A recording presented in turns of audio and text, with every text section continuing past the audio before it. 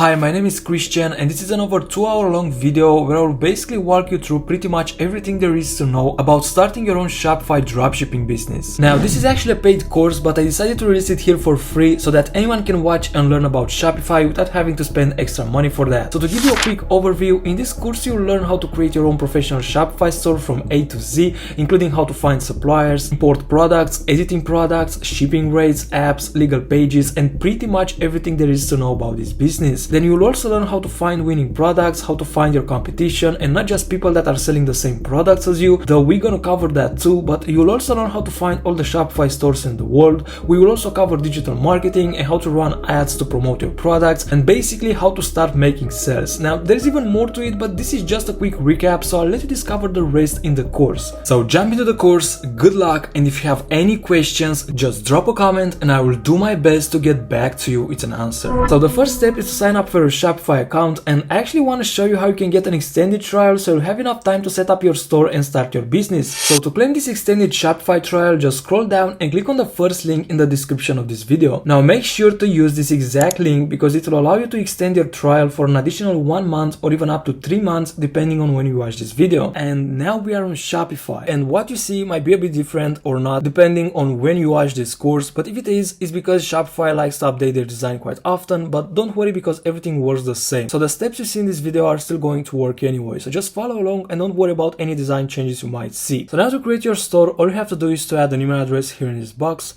then click on start free trial.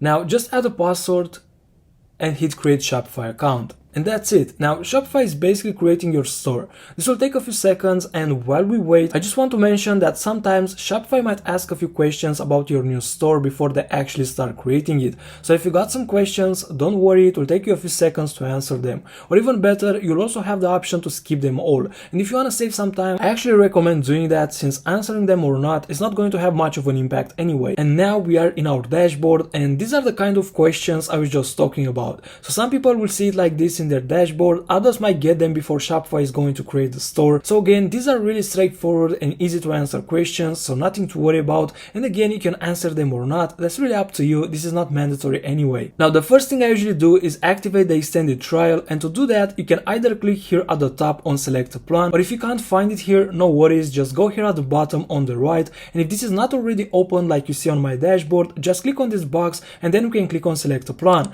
Now there are a bunch of options here, but in truth we just need to set up the basic one. The rest are mainly for when you start making quite a lot of money with your store, and these ones, for example, will help you get lower payment processing fees and get more features. So in my honest opinion, if you're just starting out, don't worry about that for now. The basic plan will most likely be more than enough for you. And thanks to our extended Shopify trial, we're going to get this for $1 per month. So let's click on select basic and start this journey. Now all we have to do here is select the payment method, and you can also save some money by going yearly. So if you are very serious about this, you can do that, but in the beginning it might feel like a big commitment, so monthly will be just fine. Also, if you ever decide that you want to go yearly, you can just upgrade later on, so there's really no pressure to do it right now. So I'll choose card here and enter my credit card information real quick, and once everything is filled in, just click subscribe. Awesome. Now what we're gonna do is to start building our store. So to do that, let's go to online store, and the first thing we have to do is to pick a theme. Now the current theme is called Dawn, as you can see here, but we want something a bit better for our store. So to change it, we have to scroll down and click where it says visit theme store,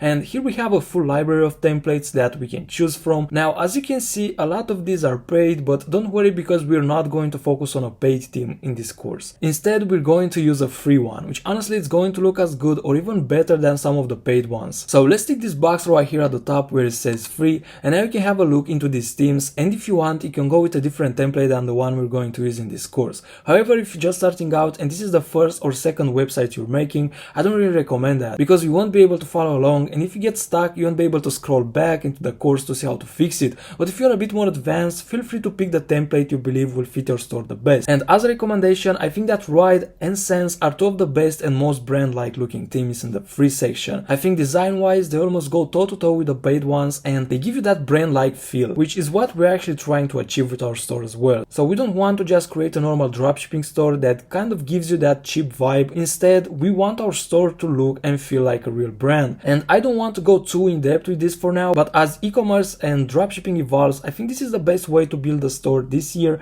and in the future. But don't worry too much about it for now, because that's why I'm here and we're going to do this together. So let's actually pick our template, and for this store I'm going to choose this one called Ride. And by the way, don't worry about the fact that this theme looks like you can only make a store that sells surf products or something like that with it, because that's really not the case. Any of these themes can easily be transformed to fit any niche or product you're trying to sell. As a matter of fact, I'm going to build a watch store using this theme, so just don't worry about the products displayed in the demo version of this template. And with that out of the way, to install a theme, just click on it and then we can click on Try Theme.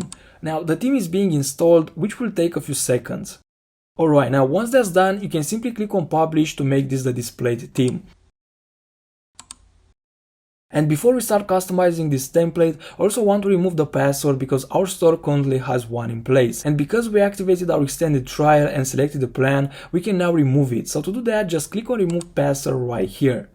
Cool, now we're ready to start building our store. So to do that, let's click on Customize, and now we are in the store editor. And this editor might seem a bit overwhelming at first, but it's actually really simple. Now before we start customizing the website, I want to give you a quick overview of how this editor works, because I don't want you to feel overwhelmed or confused later on. So right now we are on the home page, which is the main page of our store. And if you want to switch to any other page, or maybe you want to do some editing on another page, you can simply click here where it says home page, and from this drop down list you can choose the page you want to switch to. Now on the left side we can also see all the elements that create the page we are currently on in the same order as displayed. So what you see here on the left side are the elements in the exact same order as what you see on this website. So this first area is the header, as you can also see here on the left, and in this section you usually have an announcement bar if you have some special offer going on, or maybe you offer free shipping. Then we have the logo, a menu with some quick links which we're actually going to create and add here later on in the video, and the cart or the bag in this case at the end. Then in between the header and the footer, which we're gonna go to in a second, is the content of the website. So basically this part right here,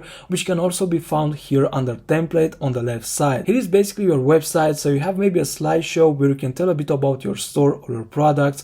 Then you're also gonna have a featured product or collection or multiple collections. This really depends on what you want to sell. I'm not going into it right now, but don't worry because we're going to cover everything during the course. You can also add more sections. So right now we only have these two, but we can easily add more by using this add section here on the left side, and this will add the new section at the end, and then you'll have to move it to where you want it to be in your website. So an easier way to do it is just add it from here. So let's say you want to add a new section between these two sections, just click on this plus button right here, and then you can pick what you want to add from this menu. So for example, we can add an image with some text, so we can choose it from here, and to add, just click on it and it will be automatically added to the website. You can also move any section by just grabbing it like this from the left side menu and drag it to where you want it to be. So for example, maybe you changed your mind and you want it to be after the feature collection, so you can just drop it there like this. Also, if you want to delete a section, you can hover your mouse over the section you want to delete and then just click the trash icon. And if you deleted a section by mistake or you want to undo a change, as long as you didn't save, you can simply go to the top right of your page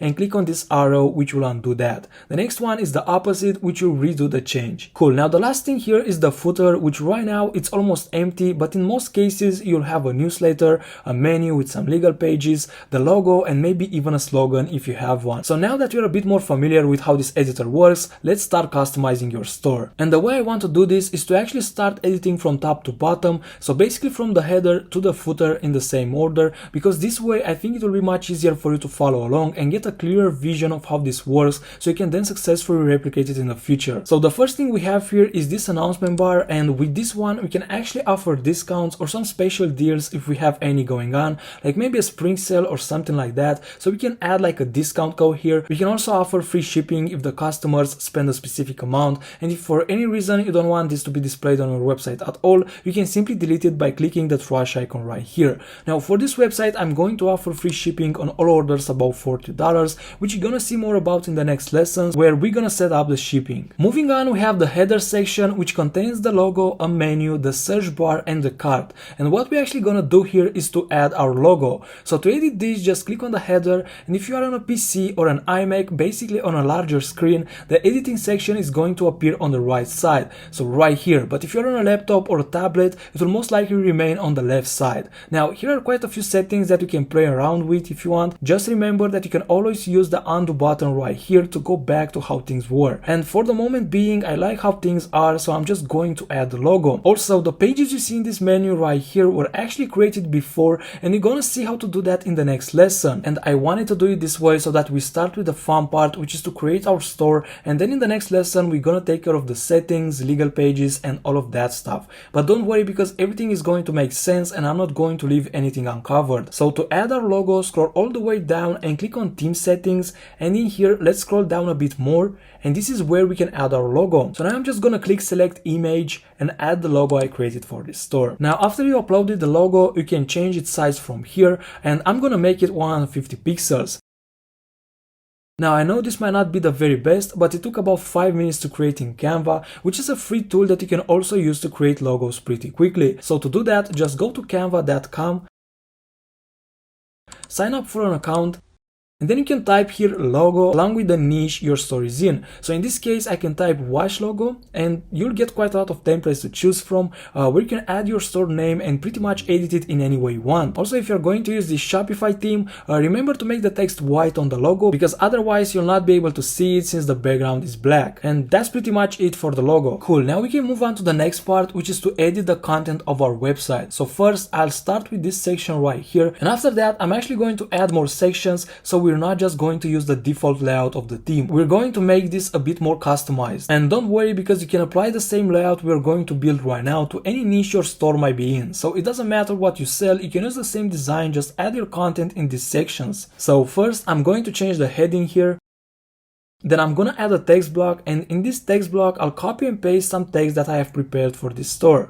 And for the text style, I'm going to choose subtitle from here, and I will also position it after the heading. Now obviously you want to make this text about your store, your products, but if you have no idea where to start, you can also use AI to generate some text, and then you can try to make it a bit better and more aligned with your store. So to do that, you can click on this icon right here, and you have to give the AI some keywords so it has an idea of what you want, and then just pick a tone or leave the default one. You have a few options to pick from. You can also make a custom tone, and after that just click generate. Now once that's done, you might want to change the text of the button as well, because shop is really not the text I'm looking for, but you can say shop now or shop here if you want. It's really up to you. So I'm gonna change that with learn more, and then at the button link we choose to which page we want this button to send the people to. I'm going to leave it to all products for now, but feel free to choose whatever fits your store the most. Now once that's done, the next thing we want to take care of is the image, and I think it goes without saying that you should always add images related to your store and your products, and not something random that has nothing to do with your store. So the easiest way to find some free images is to click on explore free images right here.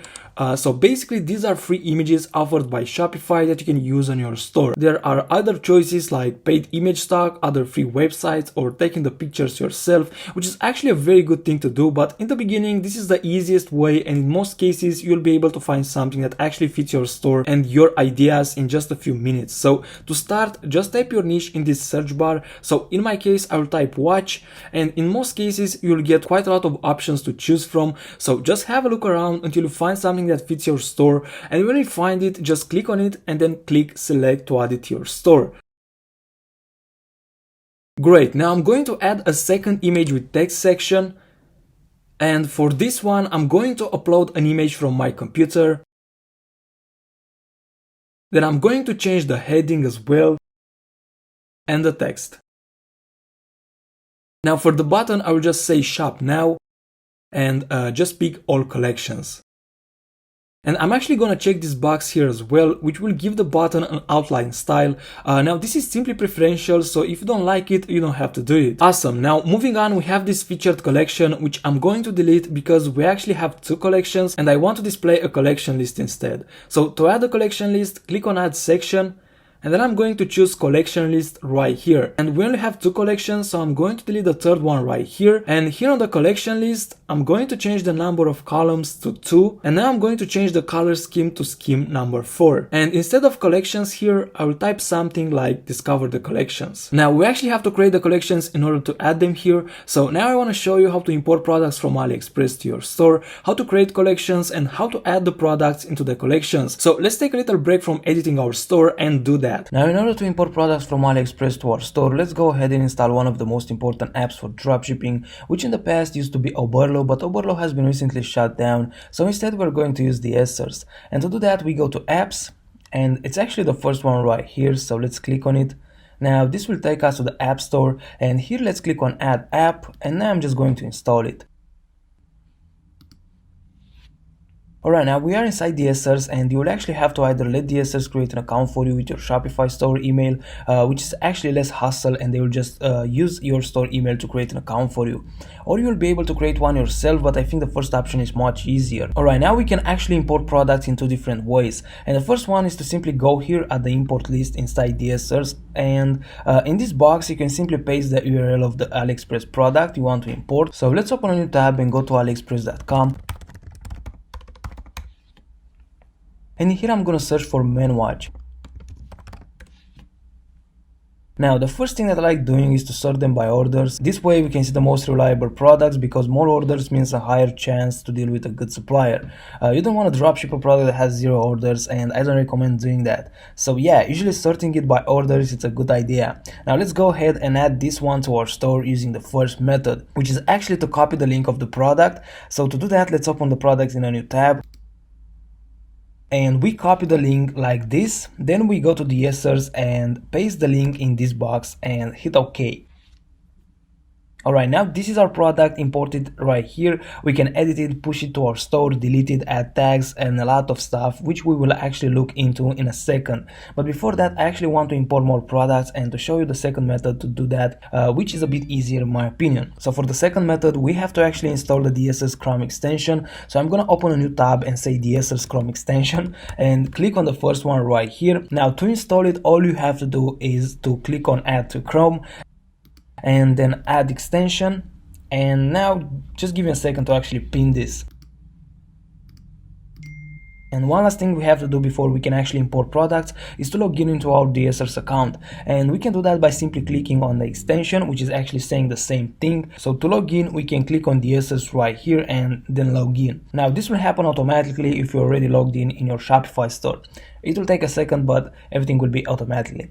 So now everything is ready, and we can actually go ahead and import more products using this extension. So let's actually go back on AliExpress, and I will refresh the page just to be sure the app is working properly. And now let's find more products to import, and look, this one is actually for women, even if we search for men, but I'm actually going to import this one because we kind of need something for the woman collection as well. And to do that, we simply have to click on the US right here. And boom, the product has been imported successfully. So like I said, using the Chrome extension, it's actually much easier. Now let's find 1 or 2 more products.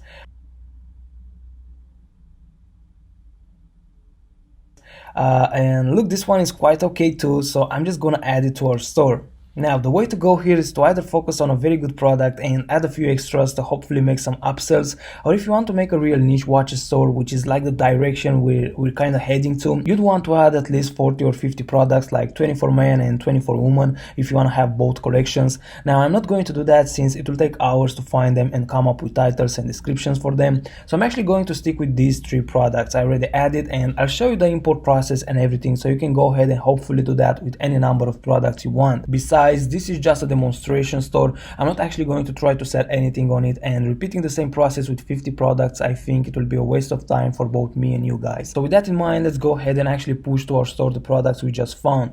And to do that, we head back to our DSers app, and we can find the products in our import list. If they are not there, just refresh the page. So let me do that right now, and they will appear.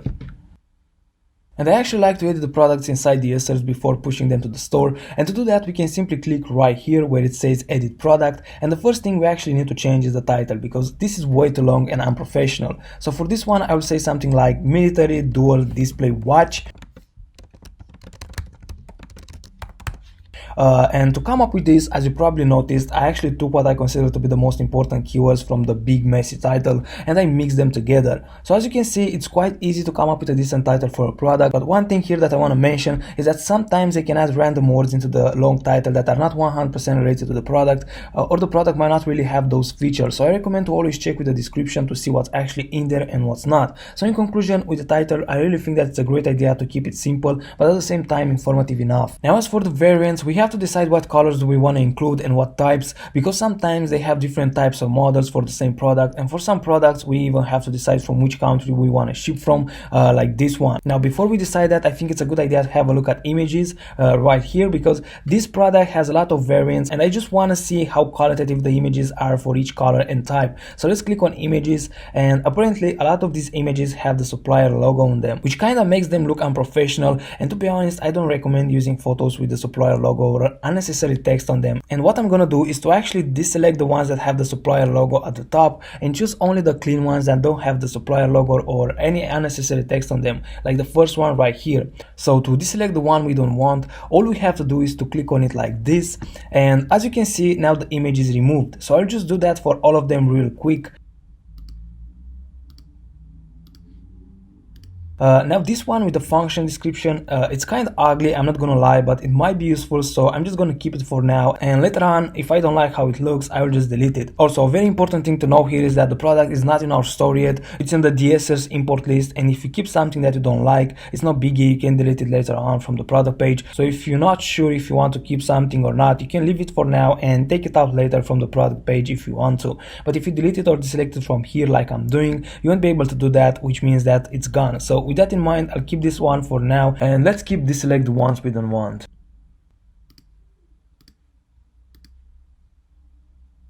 Okay, so I'll just keep these ones. So now going back to variants, I think we should only pick the gold one, since this is the only one we have good quality pictures for. So to do that, I'll deselect all of them by ticking actions right here, and I'll only deselect the one I actually want to keep, which is the gold one with the box from China. I also see that customers can also have a choice to buy the watch without the box, but I think it's really unprofessional to even offer the choice of purchasing a watch that comes in a bag or something, so I will not mention anything about the box, and I will just add a variant with the box and say gold right here. And to actually delete the rest, just click on action and then on remove SKU. Good, now moving forward we have the pricing, and the cool thing here is that if you have multiple variants like we had, you can actually set the price for all of them in bulk by using action. And beside this, another really cool feature is that we can add compared price in bulk as well. So let's actually set the pricing in the compared pricing right now. So I'll set the price for the watch at $39.95, and for the compared price we'll say $59.95. And what compared price actually is, it's actually going to show on the product page that the product usually costs $59.95, but now it's $39.95 for a limited time, of course. Now we don't have any variants because we just removed them, but this comes in handy when we actually have like 10 variants or something like that. Also, another thing here that worth mentioning is that it's way easier to edit in bulk from here than from Shopify. And by easier I mean that for the compared price at least, you'll have to edit it manually one by one if you do it from Shopify, which is not pleasant if you have more variants. So if you want to add the compared price, it's best to add it from here. Right, so the last thing we haven't touched yet is the description. So let's go ahead and fix that as well. Okay, so this is the description from AliExpress. Now some of these things might be quite useful to know, but for the sake of this video I will delete them all and I will just give you a list of what I think is best to include in your description. So first things first, say a bit about the product, what it is, what it does. You can also mention the benefits of using the product, why someone should buy it. Also, if applies, you can offer use instructions. In this situation, we can offer some watch instructions if there's any. We can also mention the size, the diameter, and stuff like that. By the way, give me a second so I can make the text a bit larger so you guys can actually see it. Alright, now it's also a good idea to mention the materials. I think you should always be upfront about it, and you can actually find those in the AliExpress description, which is why you should not delete it before you finish up your product description. I know I said to delete it, my bad, so if you did, don't worry, import the product again into your DSers import list and you can copy it from there. Now if you do dropshipping, which I guess you do, might be a good idea to mention the shipping times, because it might take a while before the customer will actually receive the order, so having that in the description might avoid confusion and angry customers. Now once we finish everything here, we can click the push to Shopify button right here to import the product to our store, and here we can choose on which stores we want to import the product, which is a really cool feature if you have multiple stores. Now I will check the also publish to online store box and then just click push to Shopify. Alright, so now we can find it in our store in products, so let's go back to our dashboard and click products right here, and here's our product. You can also edit the product if you want by just clicking on it like this. So in here you can edit the description, the title, even the pricing and the variants, the inventory. You can also add or remove images if you want, so you can easily adjust or change pretty much everything about your product from here. I also want to mention that we will take care of the shipping rates, payment providers, and apps, free apps, paid apps in the next lessons, and in this one we will mainly focus on products, collections, and the customization of our store. Okay, so now I'm going to import the rest of our products by myself really quick, and then I'll get back to you in a second. Okay guys, I'm back. So now let's go ahead and create some collections where we can add our products to. And to do that, we click on collections, which is right here in the products block. Now to create a collection, we have to click on create collection, and in here we can give it a name. I will say men's because this will be the men's collection. We can also add a description, but this is not really mandatory, but if you have something cool to say about it, you can give it a try. Now for the collection type, I will select manual, and we also want to add an image for this collection, and I have one already prepared in my computer, so I'm going to click on add image right here. And here we go, this is the one. Alright, now we have the image and everything else looks great, so I'm going to press save right here at the top. Now the next thing we want to do is to add some of our products to this collection. So to do that, we first select the sorting from here to be manually, and now let's click on browse. So we don't have many products, but if you have, you can also use this search bar right here to easily find the ones you want to add. Now let's just add the ones we have, and let's click add for both. We don't have to save anything because it saves automatically, by the way. So now let's go back to collections, and as you can see, we just created the men's collection. So let's do the same for women. Again, we click create collection, I'll name it women's. We choose manual, and we add the image like we just did. And boom, we click save. Now again, to add the products, I like to sort it manually, and I click browse, and now we add the products we have. I only have one, but you'll probably have more. Awesome, now we have both collections ready, and another thing that we can do is to transform this homepage collection into a new arrivals one, where we can add new products that we launch on our store. So to do that, it's going to be pretty much the same process, so I'm just going to do that by myself really quick.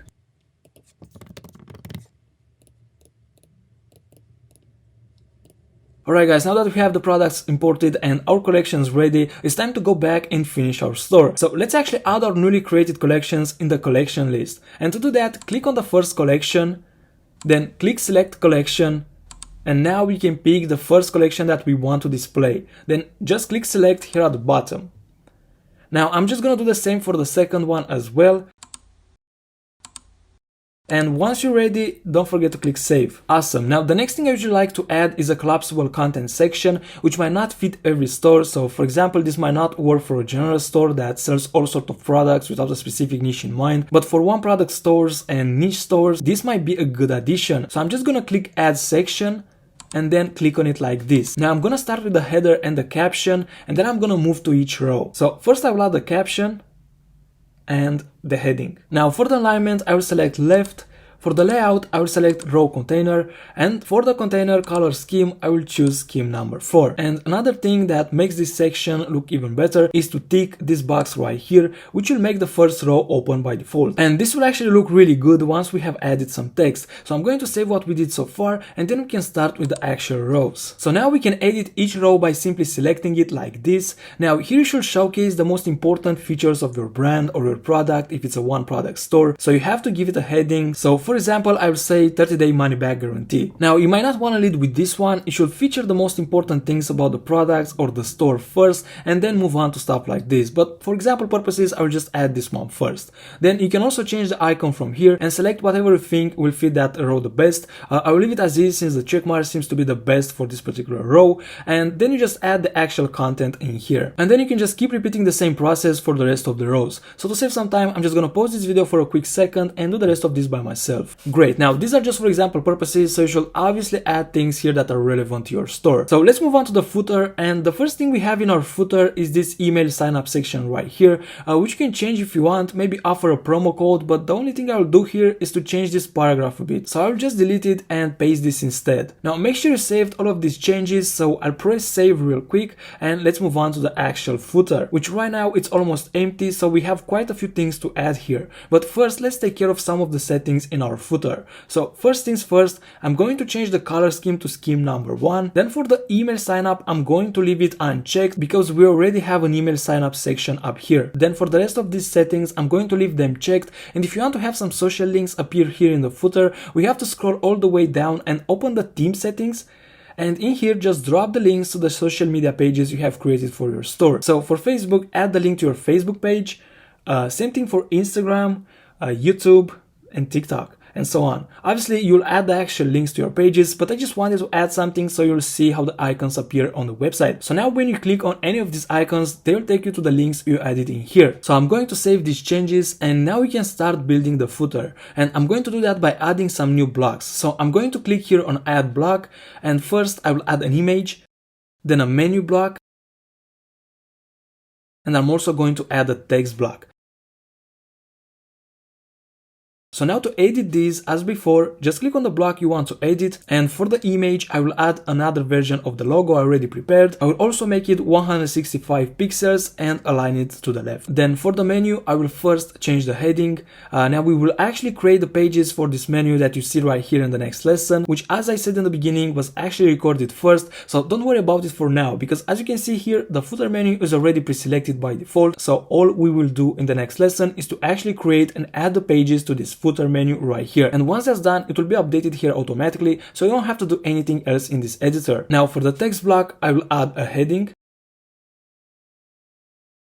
and in the subtext is going to be kind of our slogan, but it doesn't really have to be a slogan. You can just add something that reflects the essence of your store in just a few words. Obviously you can remove it if you don't want to display it, but for example purposes, I decided to include it in this course so you know it's there. Now what I want to do is to go to the theme settings, and there are just two things that I want to do here. So first I will open the buttons tab here, and I'm going to add 20 pixels to the corner radius. Then I close this and click on content containers, and I'm going to add 10 pixels to the corner radius here as well.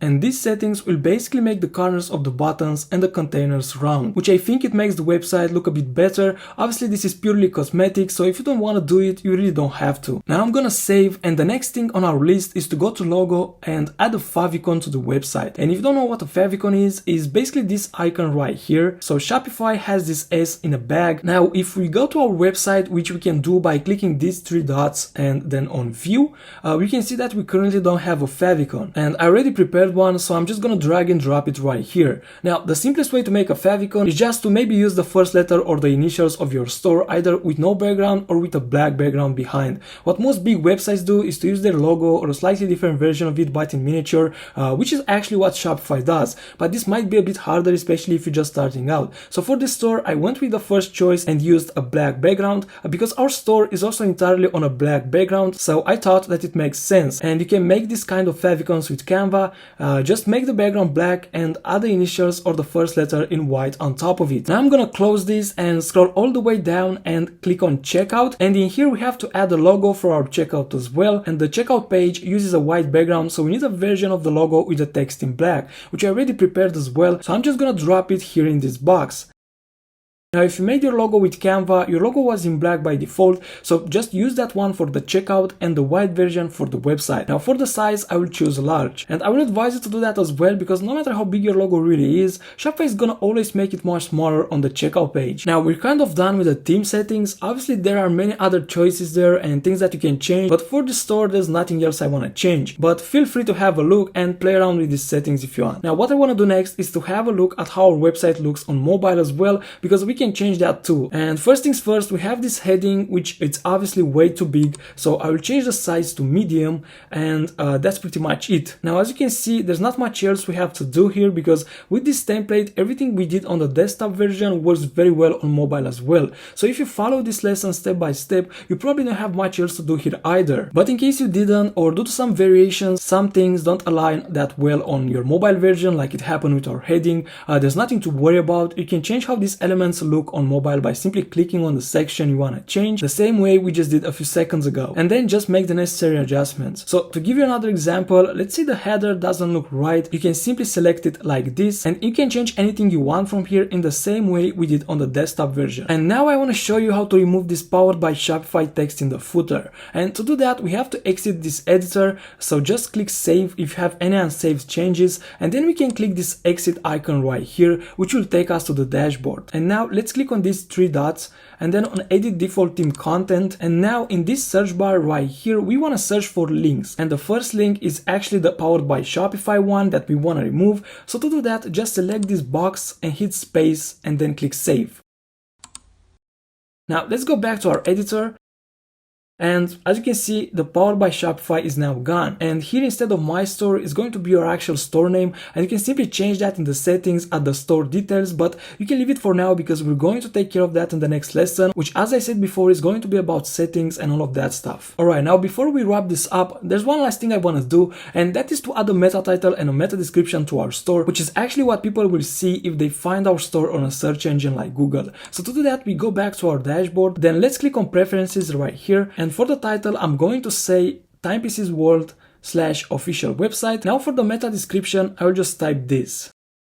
Now one thing about this is that it will show up on the search engine when people will search for a keyword that you have in this meta description. Now this is not really an SEO ranking factor, but it might help getting more clicks. So when you make this, try to use some keywords that people interested in the products you sell might search for. Right now I'm just gonna click save, and that's pretty much all I had in mind for this lesson. Now I know that this lesson was a bit longer than the others, but I hope you liked it, and I also hope that you like how your store looks right now. So that being said, thank you so much for watching, and I'll see you in the next one. Welcome to the second part of the lesson where we build our Shopify store. Now in this one we're going to take care of the settings, policies and pages, and pretty much everything else left from the first lesson. So let's start with the settings, and in order to access them, just click on settings here on the left side. Now here on the basic info you can change the name of the store if you want, or just edit it, maybe adding a space between if that's what you like. Now below we have the address which will appear on your customer's bill, so you want to make sure that this is correct. Now mine is going to be blurred because I don't actually want to make this public on the course, but what I'm saying is that your customers will actually see this address on the bill, so you should make sure that this is correct. Then we also have the contact information, and now the first email address is the address where Shopify will send you emails to, and the second one is the one that customers will see if you email them, and even the order confirmation which Shopify will send automatically will be sent from this address. So you really want to make sure that this one is at least a custom email address for the store, if not a business one. And last is to select the currency you want to sell in, because after you make your first sale you won't be able to change it unless you contact the Shopify support, which is not always a pleasure if I have to be honest. So if you want to sell in multiple countries like US, Canada, Australia, you can just put it as US dollars and you should be fine. Usually people leave the currency as US dollars and then maybe use an app to convert it to the customer's currency. So unless you plan to sell to just one country, I can't recommend you to leave it as US dollars. Mine is British pounds at the moment, but for the sake of this video I will just change it to US dollars. Alright, we covered the store details, now let's move on to checkout. So what I like to do here is to leave customer accounts disabled, as you can see, because I think that if you don't have a big brand where you run a lot of promotions and stuff like that, the account will only distract the customer and delay the sale. Now the next thing is customer contact method, and I believe that the best one is that they check out using email for many reasons. One of them is actually email marketing, where we send discounts and upcoming products, but don't worry about it for now because we will actually cover this later on in this course. Now for how customers can choose to get shipping updates, I think it's best to leave them both checked. Next we have customer information, and for the full name I always check the second box, which require first and last name, mostly because AliExpress asks for that when you place the order. Company name, you can include it as optional if you want, but it's not really necessary since we are not targeting businesses. Second address line, I leave it as optional. Shipping address, phone number, I put it as required. Again, AliExpress have it as required, but you can put yours there because they might pass it to the logistics, so I just think it's best to have it. Tipping, you can check it if you want so that customers will have the options to leave you a tip. Maybe you want to donate something to charity, I don't know, I don't really mess with it, but you can try it if you want. Next we have order processing. I suggest unchecking the auto completion because sometimes it can go wrong and the customer can get annoyed and you might even lose the sale, so don't worth the risk. After an order has been paid, we leave it as it is because we don't want Shopify to automatically fulfill the order. We want to do it after we actually send the package. Now for the rest, we just leave them as they are, and let's move on to policies. Now, what's great about Shopify is that they already offer a template for every policy that you are required to put on your store. So to that, we can simply click on create from template and voila, they will basically create a refund policy, in this case for your store, with your email and so on. However, this is just a template, so you should read it through and add some things that are missing or remove some that maybe don't apply for your business. We can do the same thing with the rest, but please keep in mind that this is not legal advice whatsoever. These are just templates. So read them through and adapt them to your business if need be. Then at the end, we have the shipping policy, which you'll have to add it yourself because it's quite specific to your Shopify store. Now, one thing you can do here is to offer free shipping for all orders above $50. It's not mandatory, but it might attract more customers. So we can say like all orders of $50 or more qualify for free delivery. Or you can offer free shipping to all orders anyway. That again might attract more customers. Now, a very important thing is to mention the handling time and the delivery time. This is actually the most important thing that you should add in this policy. So just don't forget about that. Now that we finish with these, let's add them to our footer menu and even create the rest of the pages that we're going to need for our main menu. So in order to do that, let's go back to our dashboard. Then we go to online store and then let's go to navigation. Now we're going to click on footer menu. Here you can delete the search bar because you don't really need it in the footer. And now we just want to add our policies right here in the footer menu. Maybe if you are a complete beginner, you don't really understand why we are doing this right now, but it will all make sense in the next video where we will actually build and customize the store itself, and we're going to display these on it. So let's click on add menu item and then on the link. Now we simply go to policies and we are going to add all the policies we just created. So privacy policy is first. Let's click add, and now I'm just going to add them all really quick to not waste your time. Now that we have all the policies added, we can click save, and next let's create the rest of the pages that we're going to need. So to do that, we go to pages, which is right above navigation, and now let's create a new page by clicking add page, and this page is going to be named about us. You can even call this our story or just about, but I prefer to put it as about us.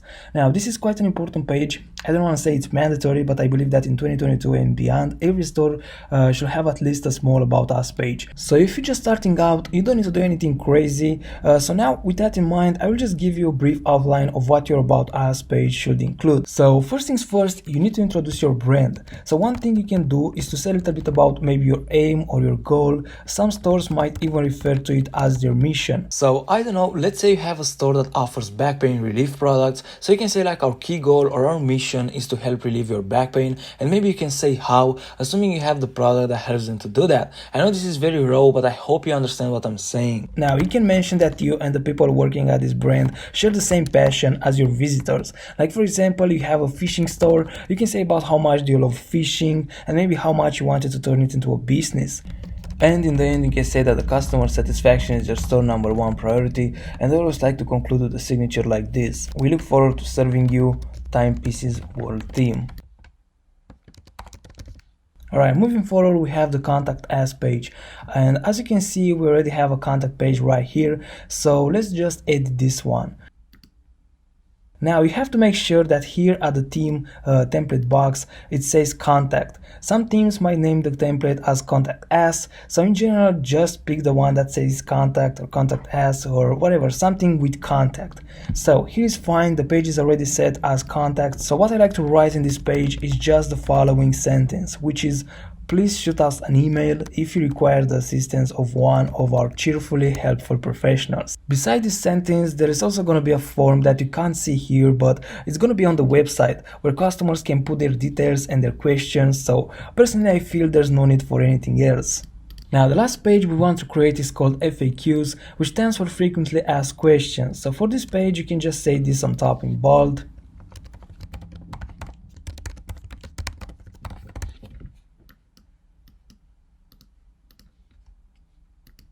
And then just follow with the question along with the answer like this. So question 1, the answer. Question 2, and the answer. Question 3, and again the answer. So now these are actually going to be real questions, but I just wanted to show you how you should put it on the page. And as far as what questions you should put in, just keep track of the most common questions that you receive on the customer support email, and the ones that are keep repeating, just add them here along with the answer. Now there are already some basic questions that you can add right now in this page, like when will my items be shipped? You know what, actually let me go ahead and write this instead of first question.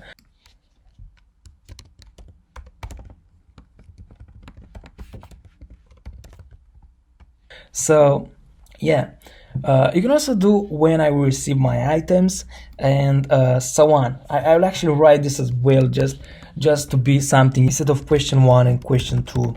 And yeah, I'm sure you've got the point. These are pretty much the default questions that any customer will ask. So this is a way of doing it, and I think it's a very good way if you are a beginner and you don't want to spend money on apps to do this. Alright, now that we finished the pages, the next thing is to add them into our navigation. So we go to navigation again. You already know how to do that by now, I hope, but if not, the navigation is right under the pages. And we already added the policies in the footer menu, and that's pretty much all I usually add into the footer. So let's add the pages for main menu, and to do that we click on main menu, and we're gonna add the about us page. So to do that, click on add menu item, then click on the link, then we choose pages, and from here we select about us.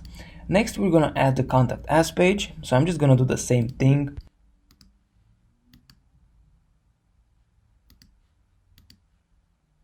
Now I'm gonna add the refund policy here as well. And finally, the last one is going to be frequently asked questions. Alright, so that's pretty much everything I wanted to cover in this one. Thanks again for being here, and I'll see you in the next one where we're going to talk about the shipping rates. Hello guys, in this lesson we're going to set up the shipping rates. Now there are a few ways to do this, but first things first, I guess you have to decide where do you want to ship. And you can ship worldwide or just in a particular country or maybe a few countries. So like I said, we have a few ways to do this, and one of them will be to actually offer free shipping on all orders bigger or equal to $50. So doing it this way, you actually charge for shipping until the order hits $50, and then the shipping will be free. And we can actually do this from our settings in shipping and delivery. I'm already here, and in order to manage our rates, let's click here where it says manage. Okay, so as you can see, here are some shipping options already set up by default, and what we want to do with them is to actually delete them all. So I'm going to click on the 3 dots button right here and press delete for all 3 of them. Now that we've got a fresh start, I'm going to click on create shipping zone. Then in here we can create shipping zones for different countries if we want that. For example, we can create one for the US or the UK or whatever country you want, but for this video let's assume we're going to ship worldwide, so let's choose the rest of the world. I'm going to name it worldwide and then click done right here. Okay, so we just created the shipping zone, but as this box right here says, we have no rate, so the customers won't be able to check out. So what we have to do next is to first add a rate and charge for shipping until the order hits $50. So let's click on add rate. We leave it as set up our own rates. Okay, now let's name it standard shipping. You can name it however you want, but I think standard shipping is fine. And now let's add a price. We can say like $4.95 or $5.95. It really depends on how much you want to charge and how much it's going to cost you. But I'm gonna go with $5.95. And now at the conditions, let's choose based on order price. And the minimum price is going to be 0 and the max is going to be 50. And now we want to add a new rate. We can name it free shipping and use some parentheses and say order over $50 or something like that. It's your choice.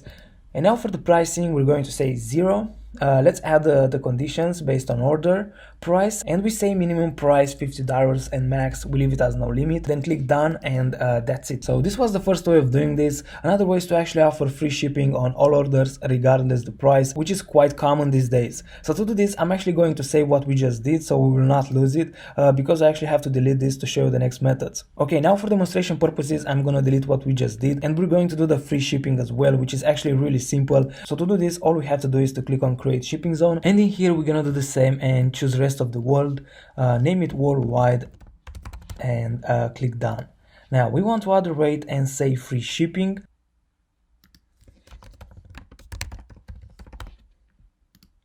we leave the price at 0 and click done. And that's it, we offer free shipping. Now I'm gonna delete this again and show you the next method. Good, so now if you want to make some rates for just a particular country, maybe you want to ship just there like I said in the beginning, and you don't want to ship all wide, or I don't know, maybe if you just want to charge more money in a specific country, you can do that by simply clicking on create shipping zone like we just did before, and instead of the rest of the world, just pick the country you want. Actually, let me show you how. So let's say I want to ship only to the US, UK and Canada. So to do that, in here I'm gonna search for US and select it. Next is UK, so let's do the same, and last but not least is Canada.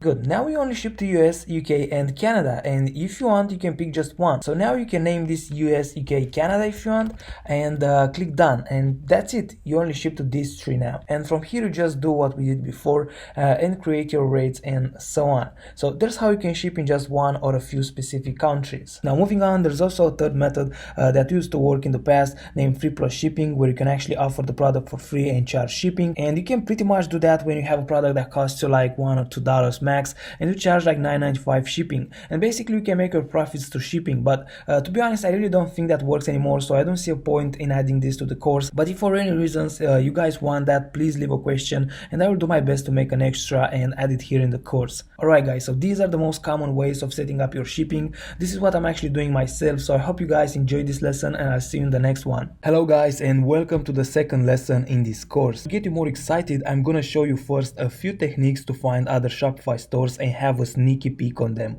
because this way you can see what other successful Shopify stores are doing and get a good grasp of how a successful store looks like and things like that. But I don't recommend copying them. I think it's a good idea to see and understand what good stores are doing and put your own spin on it and do it even better. Also, in the next module I will teach you step by step how to find winning products which are selling right now, and all that with 100% free methods. Now buckle up and get ready to have your mind blown. So with all that being said, can we really spy on our competitors?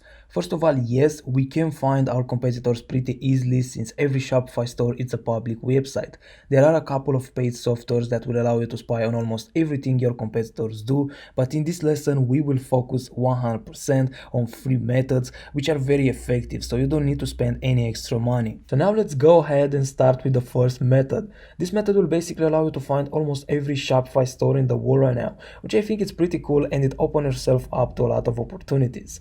Now to do this, let's go to myip.ms. Now let's open another window and search for Shopify IP. And now we copy this IP, which is the first one right here. We can see that this is directly from Shopify.com. If you don't have the same page as me, just go on the first result and you'll find it. Now we go with this IP and paste it into myip.ms and press enter. And what myip.ms is actually doing is to find every website with that IP. And since every Shopify store is hosted by Shopify, we can click on other sites on IP, and boom, if we scroll down, we can see all the Shopify stores in the world. To see the pages more easily, we can click on view all records, which is right here, and now we have about 6,500 pages filled with Shopify stores. So we can sort them by world site popular rating, which is right here, and they will be filtered by ranking and visitors. And another cool trick here is that you can also search them by name, and a lot of niche websites might have the niche in their domain name, like fishing or golf. So let's give it a try with fishing so you can see what I'm talking about. Now here they are. Of course, these are not all the fishing Shopify stores in the world, but these are the ones that contain fishing in their domain name. So this is a cool trick if you want to find some stores in a particular niche. Now beside the first one, we have another method to find your competitors, and this one will allow you to find them based on their niche, which is a bit more exact than the previous one, and it's very useful if you want to find stores in just a particular niche. So in order to do this, you have to go on Google and type site:myshopify.com quotes, and inside them you just type the niche name. So let's go with fitness for this example, and boom, we got like 789,000 results, which is quite good, I guess. And as you can see, all of them have my shopify.com at the end, because this is basically the default domain that every Shopify store gets when it's created. And even if you buy a custom domain name, the store still has that my shopify.com domain as well, but all the traffic will just be redirected to your main domain. But anyway, I don't want to bore you with these details. The important fact here is that this method basically searches for every Shopify store which contains the word, in this case fitness, in it. But you can do this with pretty much any other niche like outdoor or watches and so on. Now these are real Shopify stores which contain the keyword in them, but it doesn't have to be in the domain name like in the previous method. It just has to be in the website, which is awesome because now you can find even more of your competition. Alright, so you know how to find the stores. Now I'm going to show you how you can find their best selling products. So let's pick a website from these results. And in order to find their best selling products, we just go to the URL and we add this text. And boom, their best selling products. Now, this is not working on absolutely every store, but it should work on the majority. If it does not work, you'll probably get something like an error or a blank page. So I'm going to add this text into resources so you can just copy and paste it on the websites you want. Now, besides finding all the Shopify stores or just the ones in a particular niche and seeing their best selling products, we can also see what apps they use, what team, or where they promote their products, and much more. So to do that, you can use builtwith.com, which is kind of one of the best buying tools and is also free. Now, this tool pretty much allows you to see what apps a Shopify store is using, see what advertising methods they're doing, see what email provider they use, their email marketing software, payments providers, and much more. So you can pretty much see everything that a store is built with at a glance, which is kind of cool and really helpful. Now to do that, I will copy the URL of the website we just saw, then head over to builtwith.com, and in here all you have to do is to paste the URL right in this box, hit lookup, complete this captcha, and there you have it. The informations are even categorized like I said. Here is analytics and tracking, widgets, payment providers, libraries, advertising, and pretty much everything. So yeah, you can see a lot by simply using this tool. It's actually insane how much you can find with just a few clicks, but hey, this is the internet. Welcome back, guys. In this lesson we're going to set up the payments providers. Now the easiest payment provider will be Shopify Payments, but the only downside is that it's not available in all countries, so for some of you might not be available. Now if you live in a country where Shopify Payments is available, I kind of recommend you using it, especially if you're a beginner, because it's really easy to set it up. Now the fees might be a bit bigger than other providers, but like I said, if you're new, Shopify Payments might be a really good option, at least for now, and later on you can change to some other provider if that's what you want. So if this is available to you and you want to use it, just click on complete account setup right here. You'll have to provide some information, and from there you'll be good to go. Now if this is not available to you, or you simply don't want to use it, you can use alternative payment methods like Stripe, and to do that, let me deactivate Shopify Payments really quick so we can see other providers. Now I have to do this because if you are eligible for Shopify Payments, Shopify will actually pre-activate it for you.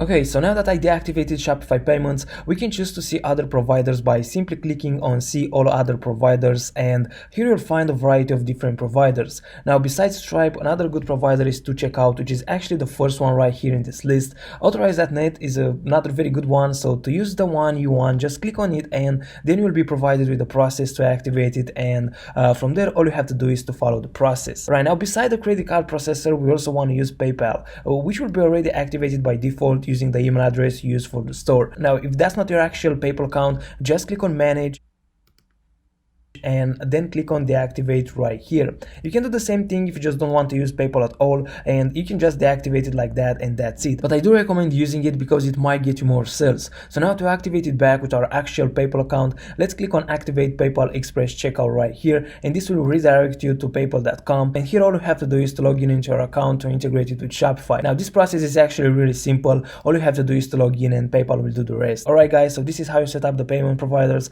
I hope you found this lesson useful, and I'll see you in the next one. Hey guys, in this lesson we talk about apps, and more explicitly what I consider to be the top 3 Shopify apps that you can find in the Shopify App Store. Now my goal in this lesson is to focus on apps that are completely free or have a free plan that you can use without paying anything. So without further ado, let's click on the customize your store button right here at the top, and the first app is going to be product reviews. So let's type that in here and now hit return. Cool, so we're looking for product reviews by Shopify. They actually made this app, so this is the one right here. So you just have to scroll a bit to find it. Now this is actually a very simple app that allows your customers to submit reviews, and it also has some cool features like you can do bulk actions to manage the reviews, you can filter them and stuff like that. You can also import or export your reviews from spreadsheets. So overall this is quite a decent review app, but of course there are much better ones like Lux, which is a paid one, but for a completely free product review app, I think this is quite okay and gets the job done. Now all you have to do to add this app to your store is to press the add app button, which is usually located here instead of app installed. Mine is like this because I already have the app installed. But once you press the add app button, you'll be taken to the install page, which is a very simple and straightforward process. Now the second app is going to be Shopify Inbox, which actually adds a live chat to your store, and this thing it's an absolute beast at increasing your conversions, because if your customers have questions which makes them unsure about purchasing or not, they can actually contact you in real time and you can answer them almost instantly. And what's actually great about this app, besides the fact that it's completely free, is that they actually have a mobile app which you can install on your phone and reply to the messages as soon as you get them, which if you ask me, to get all these for free, it's absolutely insane. So we're going to install this app together because it's a bit different than the typical app, because you're actually going to add this as a sales channel, not as an app per se. So to do this, we click on add app.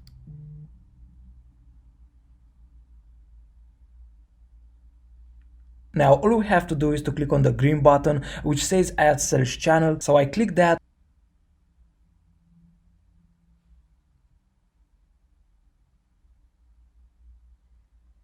And now you can find this right under the online store at the sales channel here on the left side menu, because there is actually where all your sales channel will be at. Now we are in the app right here, and the first thing that we should do is to make the chat visible by clicking make the chat visible here. And there are two ways to view and respond to messages. One of them is to actually do it from the browser by clicking the green button here at the top saying view your messages, and the second is to download the app on your phone, which you can easily do by clicking here on the get the mobile app. Now you can simply change the appearance and stuff like that by simply clicking here on the appearance.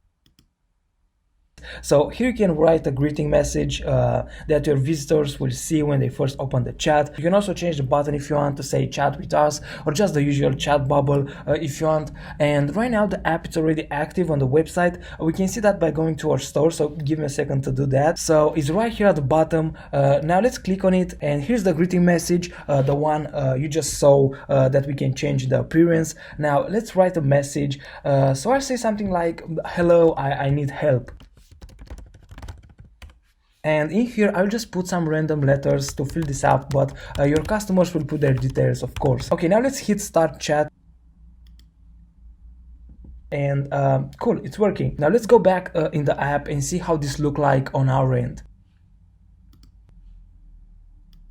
Okay, so I'm not going to install the app on my phone right now, but I think it's a really good idea to do that. But for now, let's just check this out real quick in the browser. So as you can see, we have one unread message. So let's click on view your message right here. Now we have to log in with our Shopify account. I have mine already saved here, so I'm going to click that. And here's the message we just sent. Now we can answer that right here. You can also assign stuff, but that requires to have a team or at least a VA, which is a good thing to do later on when you have lots of orders. But for now, you can do this yourself. So as you can see, this is a really powerful app, which I think will definitely improve your store, and it's all free, which is a great plus. Okay, now moving forward, the next app that I recommend is a sticky add to cart app. This one is not completely free, but has a free plan that I think it's more than enough. So to find it, let's type sticky cart by Uplinkly here in the search bar, and it's going to be this one right here. So like I said, it has a free plan that actually works for unlimited clicks, which is awesome because most of the sticky add to cart apps offer like 25 clicks or something like that for the free plan, which doesn't count as free anyway because you'd probably get 25 clicks like in the first day. So I really like this one, and I believe the free plan is all we need. Now the next app is going to be Free Shipping Bar by Hexstum, which is really amazing because it allows you to set a threshold for free shipping, which is pretty much what a lot of the big brands are doing. So I'm sure you've seen that as well. So more exactly, the customer have to spend a certain amount of money to get the free shipping. And what's cool about this app is that it will allow us to put a bar at the top of our store that says that. And what's even better is that the bar will be automatically updated based on the amount that is in the customer cart. So if you set the threshold for free shipping at, I don't know, let's say $30, and your customer adds a $20 product into his cart, the bar will say that he has to spend another $10 to get the free shipping, which is quite amazing, to be honest. So the app has a premium plan as well, as you can see here, but honestly the free plan is all you need. It has no limit on visitors or orders or something like that. So yeah, I think the free plan is great and quite enough for a new store. Now the final app is kind of close to being a paid app, but it's not how you will think. So the app is still free, but you have to pay a commission per sale generated by them. Now in my opinion, this app has an immense potential to make you a lot of money for nothing upfront. So the app name is Cartloop SMS Marketing. Actually, let me type that right here in the search bar.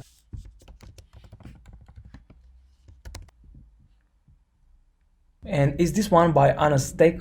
Now how this app really works, well, they actually have a real team that will reach out to your customer and try to recover the lost sales, and they will actually text with the customer through SMS trying to recover the sale for you. Now if they succeed, basically all you have to pay is a percentage of that sales. So at the moment I'm recording this, for the free plan you pay like 10% per sale, and as you can see, you can choose the next plan, which is $99 per month, and you will pay 6%, and the pro plan, which is $299 per month, and you will pay 3%. Now these plans actually make sense when, let's say, they recover like 10k per month in sales, and instead of paying 10% of $10,000, it will be much cheaper to pay $299 and 3%. So if you're a beginner, you can install this app for free and let it run, and if they succeed and actually bring sales, you'll pay 10% of that, but you only pay if they actually make you money, which I think is awesome. And as you can see here, they offer unlimited cards recovered even for the free plan. So yeah, I think it's a great way to make some extra dollars without anything upfront.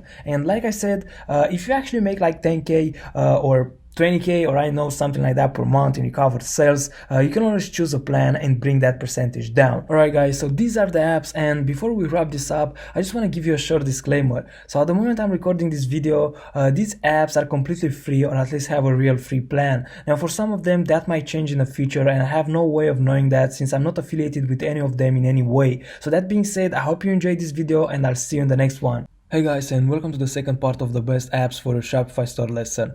In this one, we're gonna focus on the paid apps. Now I don't want to overwhelm you with too many paid apps, so I'm going to show you only the ones that I really think they can bring substantial improvement to your store. And as in the previous one, I have them already installed, so let's have a look and see what's what. So the first one is Shopify, and what this app does is to create urgency by adding a countdown timer to your products, which might incentivize your customers to make an impulse purchase. Now you can change the counter style from here,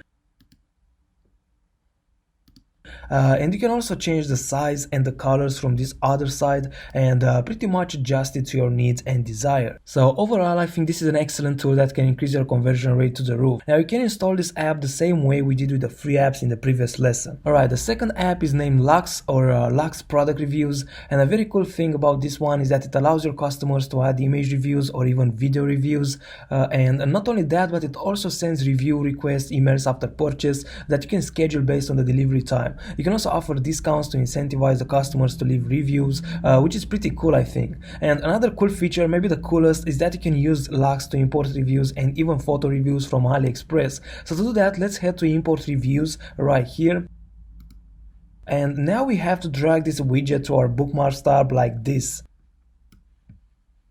And to actually import reviews from AliExpress, we have to go to the AliExpress product page of the product we want to import the reviews to. And because we imported the products with DSers, we can simply go in our DSers app to find the AliExpress product page. So to do that, we go to Apps, click DSers, and in here, let's go to Import List. And now let's pick the product we want to import the reviews to. So let's go with this one, and all we have to do is to click here. Now that we are on the AliExpress product page, we click on Import to Lux widget that we just added to our bookmarks tab, and for the import to, we're gonna select the product from our store that we want to import the reviews to. For the rating, let's pick 4 stars and up. Now for the countries, you can leave all countries, but the translation is not going to be always on point. So if the product has a lot of reviews, it might be a good idea to choose USA, UK, or maybe even Canada. But I'm going to leave it as all countries for now, and for the translation we leave it to English. But if you choose USA, you can pick do not translate from this list. Now if you only want reviews with photos, you can check this box right here, but if you want both, you can leave it unchecked and click preview and import. Now on this page we can either import or reject these reviews. Import will obviously add a review to our product, and if we don't want it, we can just click reject. Now moving on, the next and the final app is Klaviyo, and to install this app you can simply go to Shopify App Store and search for Klaviyo. And it's going to be the first one right here. Now everything in this app, it's actually getting done on their website, but it's a good thing to install it through Shopify because it will be easier to set up the account, since a lot of things will be pulled from your Shopify store this way. Okay, so this app is a very important tool for your email marketing. It's actually one of the best tools because it allows a lot of segmentation and customization of your emails. And I know we haven't discussed much about email marketing yet, but it's actually one of the most important things in building your brand and maximizing your profits. Now more about this app is that you can create flows and send automated emails to your customers. Like you can create a welcome series flow where you welcome new subscribers and make them aware of your brand and stuff like that, or an abandoned cart flow, which is actually really important because that's how you can make a lot of money with this app, by recovering those abandoned checkouts. Alright guys, so like I said in the beginning, I try to keep this one simple and not overwhelm you with too many apps, and I hope you found value in these app lessons. So thank you for watching guys, and I'll see you in the next one. Hey guys, in this lesson we're gonna optimize our store to increase the conversion rate, so that when someone visits the store, they'll have more desire to actually purchase something. Now that being said, let's hop into the first strategy, which is to have a one-click checkout process. Now most Shopify stores have by default a 3-step checkout, which might make some of the potential customers to abandon before paying. So what we want to do is to change this to a one-click checkout process, because let's be honest, if I am the customer, I'd rather have a one-step checkout process instead of 3. So to do this, we need an app called one-click checkout, which is this one right here. Now you can find this app in the Shopify App Store following the same process we did in the previous lessons. Okay, now the second strategy is about your product description, and I know we already discussed about what you should include in it, but another good thing that I believe will make a difference is to add a video in your product description, which can be maybe an unboxing, or you can actually show the product in action, show how it works, because these things are actually going to be really beneficial. Because let's be honest, even when I want to purchase something, I actually look for a video of that product in real life to hopefully see exactly how it looks and how it works and how it can actually benefit me. So adding a video in the product description is definitely a plus that will actually improve your conversion rate. Now there's a good chance that you can find the product on Amazon, so you can order it from there and have it at your doorstep in just one day. And I really believe that this is a great investment because you'll need to make some video ads as well, so having the product yourself, it's a game changer. And another strategy for the product description is to add a satisfaction guarantee, like a 30 days money back guarantee and free return, which I already added to the products we have on the store. So I'm actually going to show you right now by going to one of the products. Okay, so here's our guarantee. So we offer a 30 days money back guarantee if something is not as described or the customer is simply not happy with the purchase, and the returns are free within 30 days as well. Now the last strategy for the product page is to actually have photo reviews from customers, and I know that most of you probably don't have customers yet, but you can use an app called Lux to import photo reviews from AliExpress. Now I already showed you how to do this in the paid apps lesson, so I'm not going to do it again, but I just wanted to mention that this is actually a very important factor in increasing your conversion rate. So if you haven't done this yet, I definitely recommend you going back to the paid apps lesson and follow the steps to add some photo reviews to your products. Okay guys, now the final strategy is to add a currency converter to your store, and to do that we're going to use Best Currency Converter, which is actually the name of the app. So I'm going to install it right now and do the setup process with you. So in the App Store we search for Best Currency Converter,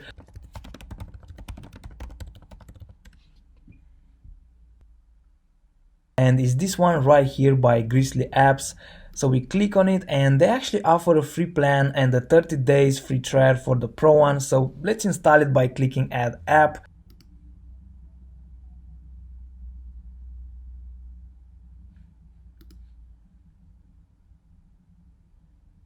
Now we have to select the membership plan, and I actually want to go with the elite one because it has an auto switch and up to 164 countries. So I'm going to the bottom, I check the I read the terms box, and then I click the choose this plan.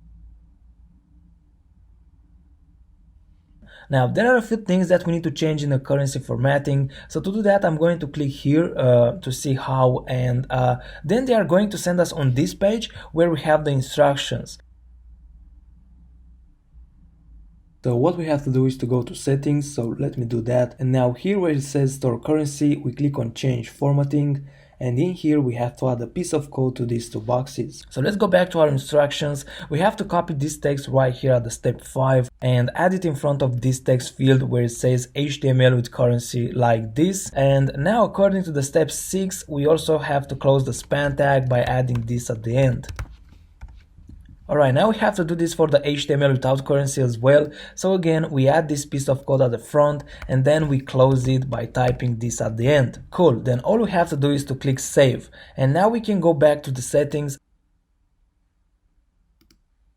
And as you can see, we successfully finished the setup, and if you want you can adjust the settings according to your needs from here. But now let's actually go to our website and see what it looks like. Okay, so we can see that our currency automatically changed to the visitor currency, which for me is in British pounds because I'm in the UK. And if we scroll down, we can see that the product prices are also in pounds now. Cool, so the app works fine. Now one thing you can do is to actually go to the settings and change some of the colors. Alright guys, I hope you found these tips useful and that you enjoyed this one. Now with this lesson we actually conclude our first section of this course, so I just want to say congratulations for coming this far and for completing the first section, which is also the biggest. And I believe this shows that you're really serious about starting this journey, and I'm just happy to have you here. So that being said, thanks again for watching, and I'll see you in the next section where we will mainly focus on finding winning products and more stuff like that. Hey guys, welcome to the first lesson in this section. In this one I want to show you how you can find winning products using TikTok, and more importantly I want to show you how you can do this for free, because as you probably know already, out there are a lot of paid softwares to find winning products, but if you're a beginner you probably don't want to spend like 20 bucks a month on that.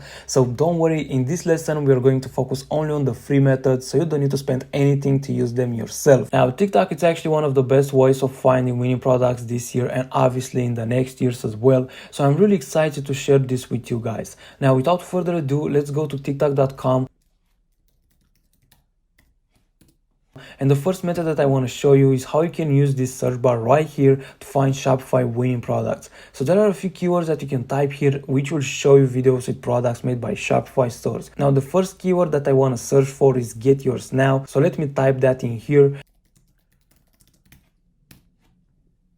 And boom, now most of these videos are dropshipping products. These are the top ones, but just to show you that they are dropshipping stores, I will open a few. So let's open this one with 2.6 millions of views, and this one as well, which has like 14 millions, which is insane. Now let's click on the creator right here. And here's the link. I'm going to click open anyway. And boom, this is clearly a Shopify dropshipping store. Now before I give you the rest of the keywords, I just want to mention that this method works better on your phone, because there you can filter the results so you can see only the videos that were published yesterday or in the past week, month and so on, which is actually very lucrative because you can find products that are actually being promoted right now and they're probably selling right now, because no one will spend time and money creating those videos without making money. Now of course there are a few signs that you should consider before choosing the product, like how much engagement the video has, how many views and how recent it is. So this is also something to keep in mind. So for the next keywords, I'm actually going to move on my phone so you can see what I'm talking about. Alright, so besides get yours now, you can also use free shipping worldwide or 50% off. So let me search for free shipping worldwide.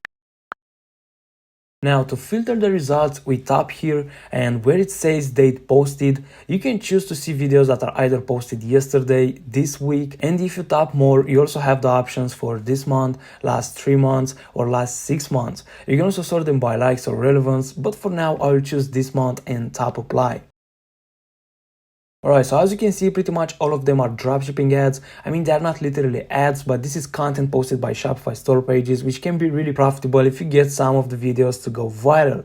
Actually, besides the product costs and taxes, this is pretty much all profit with no expense besides ordering the product. So yeah, it's actually insane how much money you can make with just a couple of viral videos right now. And it's not that hard to go viral either. All you need is a good product that really has that viral factor and a decent video. Now, there's another way you can find products, and it's not by seeing Shopify stores promoting their product. So this will kind of give you an advantage because you can actually be one of the first Shopify stores to take the product to the TikTok market. So this translates into more potential to actually go go viral and make a lot of money. And you can do this by typing Amazon finds here in the search bar.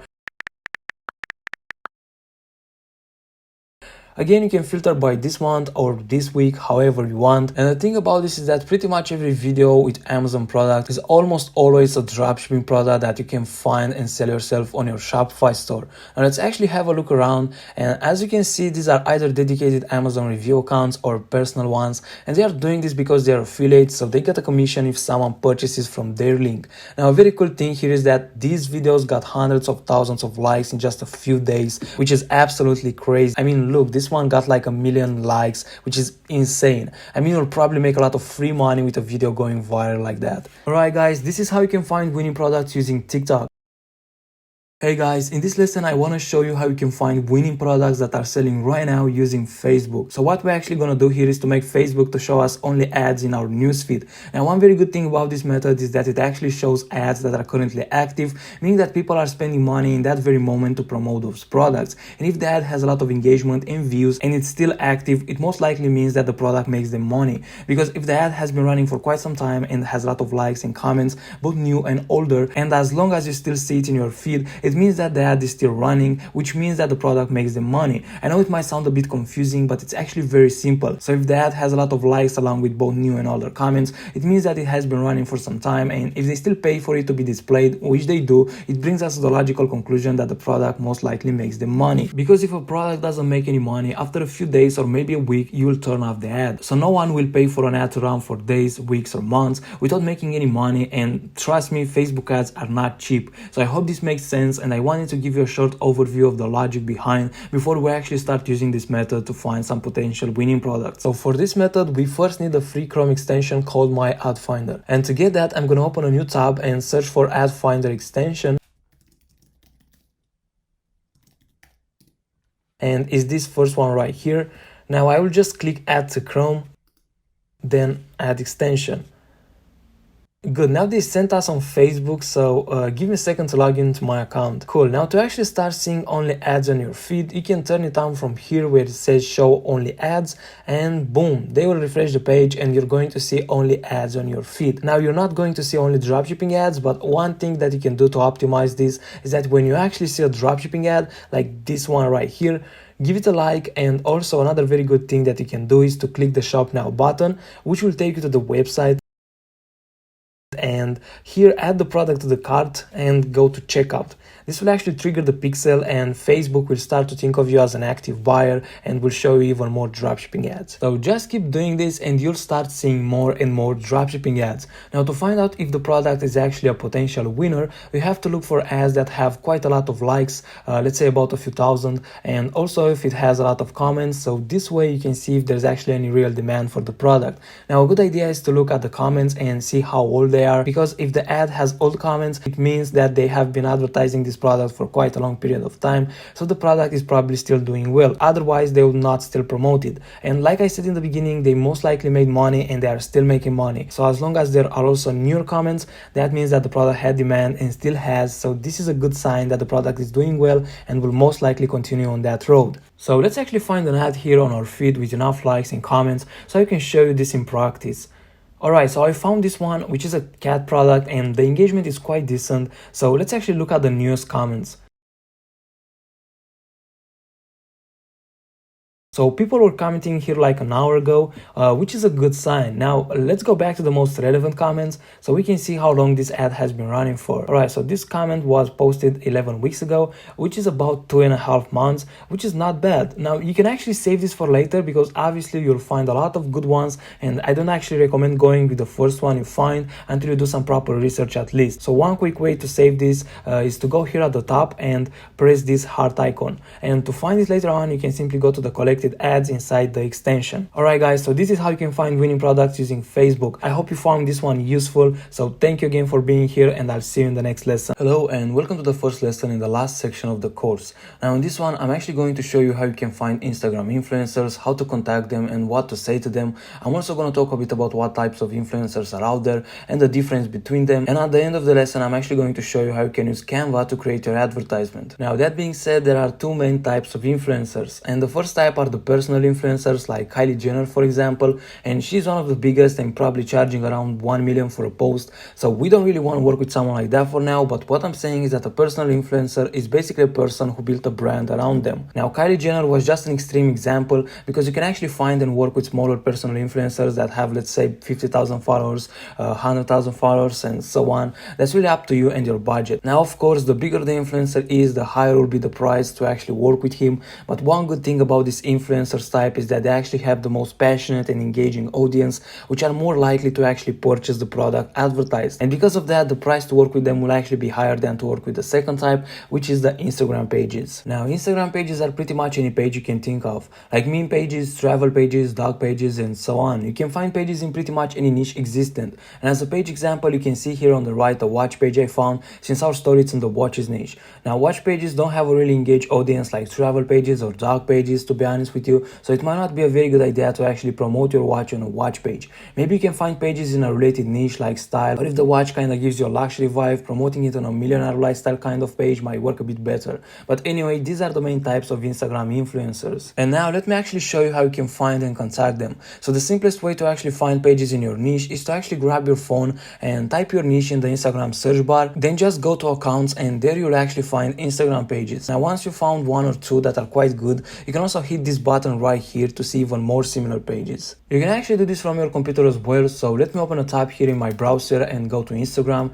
And here in the search bar, I will type, let's say, dogs, assuming that I have a story in this niche, and let's choose this one called Dogs of Comedy. And on the page, you can click this button right here to see more pages like this one. And here, as you can see, are more dog pages. Now, one thing to keep in mind is that pages that are verified are probably going to be more expensive than the ones that are not, but their results are also going to be better. Now, I actually didn't have any verified pages results right here, so I'm just going to click on this one. And here you can actually do this once again, and you'll see even more dog related pages. So you can do this as much as you want until you find the pages you want to work with. Now, another method to find influencers is to search your niche related hashtags. And one thing I want to mention is that this method works better on your phone, because on your computer you'll actually see only a few top results. Alright, so let me actually grab my phone, and in here what you have to do is to go to your Instagram search bar here on your phone, and if, let's say, your story is in the travel niche, you can search for hashtag travel, click on the hashtag travel right here, and in here you'll see a lot of posts from pages and personal influencers and even normal people. And now just look around until you find the influencers you want to work with, and when you find them, if you want to find even more, just click that small arrow which will show you even more similar influencers. Alright, now you know how to find influencers, so the next thing you probably want to know is how to actually get in touch with them. Now, one thing I want to mention is that it's actually best to contact the influencers from your story Instagram page rather than your personal account, because besides the fact that you might be taking more seriously this way, you can also ask the influencer to tag you in the post or the story you purchase, so this way your page will grow as well. And on your page you want to have at least your logo, a small description of your brand, a few posts, and the website in your bio. So once you have those done, you can actually DM and email the influencers you want to work with. Now, there are two ways you can do that, and one of them is to actually have a script where you present yourself, your company. You can also say why you think your product is a good fit with them, and then you ask for some promo rates, analytics, and stuff like that. And this is actually the complicated way, because you have to put together a script that you can send to multiple influencers, and honestly, that is a good idea if you want to work with real personal influencers, not pages that have at least over 200k, 250, because at that point they probably have a manager who deal with this stuff. These influencers are actually going to be pricey, and since most of you are probably beginners, the good news is that you don't really need all of that when working with pages. And even if the page has over 1 million followers, as long as it's not verified, there's still a good chance that they will respond if you just send them a short DM where you ask about their promo rates and some analytics. So this is the method I actually want to focus on. Now, one thing that I believe is a very good idea when you DM pages is to be sure that they can see that your message is about a promotion even before they open it, because Instagram allows you to see the first 3 or 4 words from a message without having to open that message. And one thing to have in mind is that these pages actually want clients, and they definitely want your money, and your message will actually go in their request since they don't follow you. And because most of them are probably getting tens and hundreds of messages, you have to make sure you include include price or promo at the very beginning to grab their attention. This way, if they are doing promotions, they will most likely get back to you as soon as they see your message. So this is an example of a message I usually like to send. So for the first sentence, I will say like, "Hi, what are your promo rates?" And now you can add more to this message, like, "We are interested in a long-term collaboration," and stuff like that, if that's what you want. Or you can just send it like that and wait for them to reply. And then you can ask for some analytics or other questions you might have. But if you actually want to say more than just, "Hi, what are your promo rates?" make sure you say it in the same message and only after the question. And don't send them multiple messages, just make sure you include everything after the question, because if you send them another one, they will not see the question in the preview anymore, and they are probably not going to respond to you. Now after they respond, it's a very good thing to ask for some analytics of their page, and if you buy a story with swipe up, ask them for some analytics about that as well. Alright, so that being said, before this video comes to an end, the last thing I wanted to show you is that you can actually make your advertisement using Canva. Now these are the dimensions for both post and story, and I already told you about Canva in the previous lessons, but if you haven't created an account yet, I added a link in this lesson resources, which if you use, you'll get a 30-day free trial, which I think it's amazing, because if you don't have advanced skills in Photoshop and Premiere, you'll most likely need Canva a lot on this journey. And leaving the skills aside, Photoshop and Premiere cost about $40 per month together, and Canva is only about $12. And it's online, you don't even have to install anything. So great tool. Now to use it, let's head over to canva.com. And you can create a lot of stuff here, from Instagram Reels, Stories, even YouTube logos, and much more. They actually offer templates you can edit to do that, especially with the Pro version, which I think it makes things much easier than working with Photoshop or Premiere. So now as you can see, we can actually choose from here what we want to create. So an option would be to choose the Instagram story, because besides that it's way cheaper than a post, I think it's also more effective, because when someone views a post, they have a lot of distraction around, and also you can't add a call to action right away. People actually have to go to the influencer bio or to your page to be able to go on your website, which can drive away a lot of traffic compared to a story with swipe up, which takes the whole screen, and if they want to buy or visit your website, they can just swipe up and boom, they are on your website. So one thing that I recommend here is to actually use a video for your ad, because it's actually more converting than just a photo. And again, this is why ordering the product yourself, it's a great idea. Now I don't have a video for any of my products since I don't plan to sell with the store, but I'm actually just gonna show you what you can do here. So if you want to make a video story, you can use the Instagram Reels template, because the Reels are actually videos and they have the same size as a story. So if you want to create a video, make sure to select a template that is for a video. Now you can actually click here on video, and you'll have all their pre-selected sizes for different platforms and types of content. So let's choose the Reel. And here on the left side, you have different templates that you can edit. You can simply choose one like this, or you can actually use this search bar to search for videos in your niche, but I'll go with this one. Now, if you want to add your own video, you can just delete the current one by selecting it and then press delete. So now the video is gone, but we still have the text, which we can change as we like. So instead of this, we can just change it to, I don't know, find the best affordable watches in the world.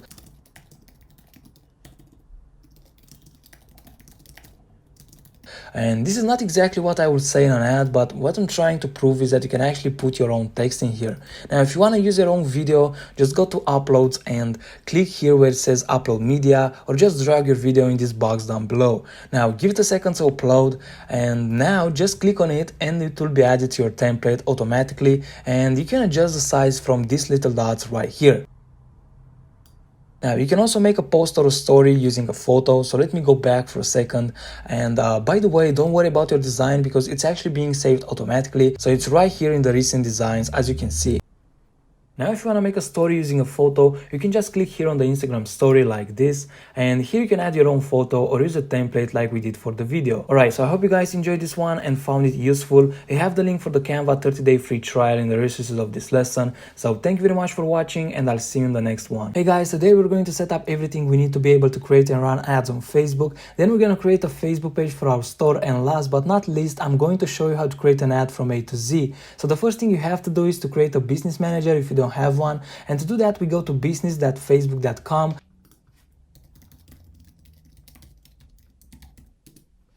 And in here, if you don't have an account already, what you have to do is to log into your Facebook account by clicking here on login, and then just follow the steps to create your business account. And I recommend creating your business manager using your personal Facebook account, because if you create a new Facebook account with a fake name or something like that, you'll most likely be banned immediately. Now, once you have that done and you are on your business manager, you'll have to set up a new ad account. And to do that, we go to business settings.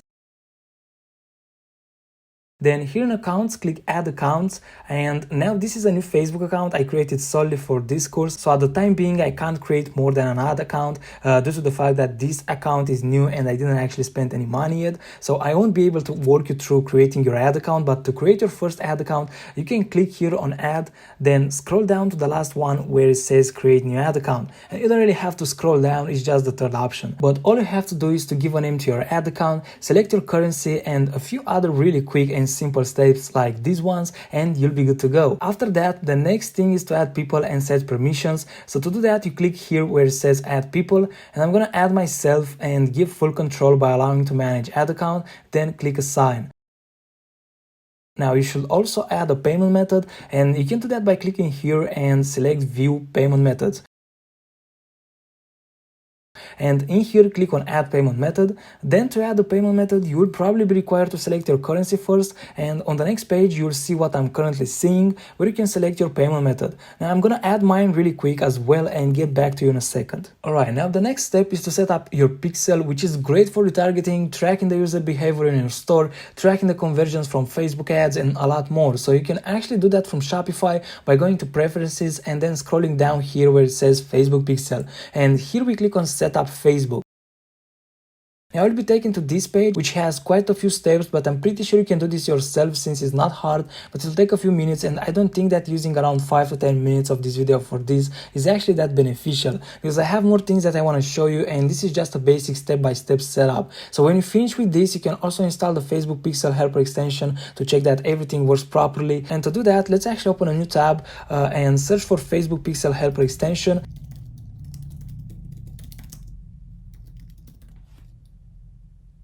And is this one right here. I already have it, but again, all you have to do is to add it to Chrome and you're good to go. Now the next thing we can do is to create a Facebook page for our store, because we want to run the ads from our brand page, not from our personal account or something like that. So we can actually do that from the business settings. So let's go to accounts, pages, and in here I'm going to create a new page by simply clicking on add and choose the last option, which is to create a new page. Now here you have to choose a category. I'm going to pick brand or product right here. Then we have to give a name to our page, and I'm going to say timepieces world.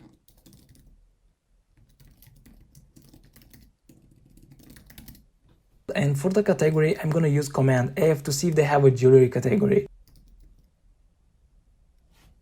And they do have this one called jewelry/watches, which is perfect for our store. So I'm gonna choose this one and then click create page. And boom, now we have a page. But our work is not done yet. We actually want to customize our page, add a logo, a banner, a button, and so on. So to actually edit this page, I'm gonna click view page here on the right.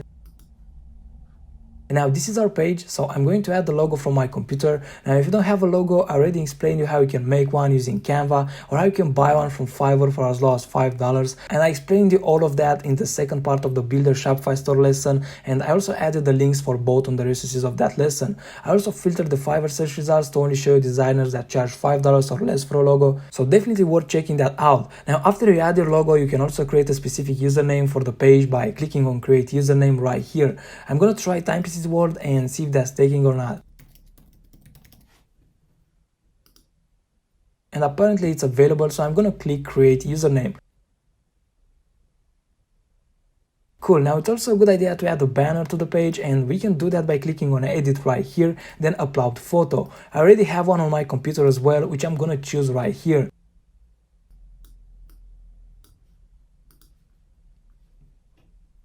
Alright, now I'm also gonna add a button, so I'm gonna click on add a button right here, and I actually want to add the shop now button, which is right here at the bottom, which is called shop on website. Now in here I'm just gonna add the link to the store. Then I'm just gonna click save, and that's it. Cool, now this is pretty much the bare minimum, but I also recommend to post some content before you start advertising, because when people will see the ad, they'll be able to see the page too, and some of them will probably have a look on it, and if they see nothing and that your page looks pretty much brand new, they'll most likely take this as a red flag. So having some content on it, it's a pretty good idea. You can even run some engagement ads for your content, so your post will have some likes and comments as well, which will make your brand page look even better and more trustworthy. Alright guys, now we actually got to the part where I'm gonna start talking about ads and how to create one. So let me go to Ads Manager. And now to create a campaign, you can simply click on the create button right here. Now what you're seeing here are the campaign objectives that you can choose from, and for dropshipping, to be honest with you, from these campaign objectives, I only found useful the engagement, traffic, and the conversion objective, which is actually the most important. Now I'm going to give you a short brief of what each of these are actually doing. So the traffic objective pretty much brings visitors to your website.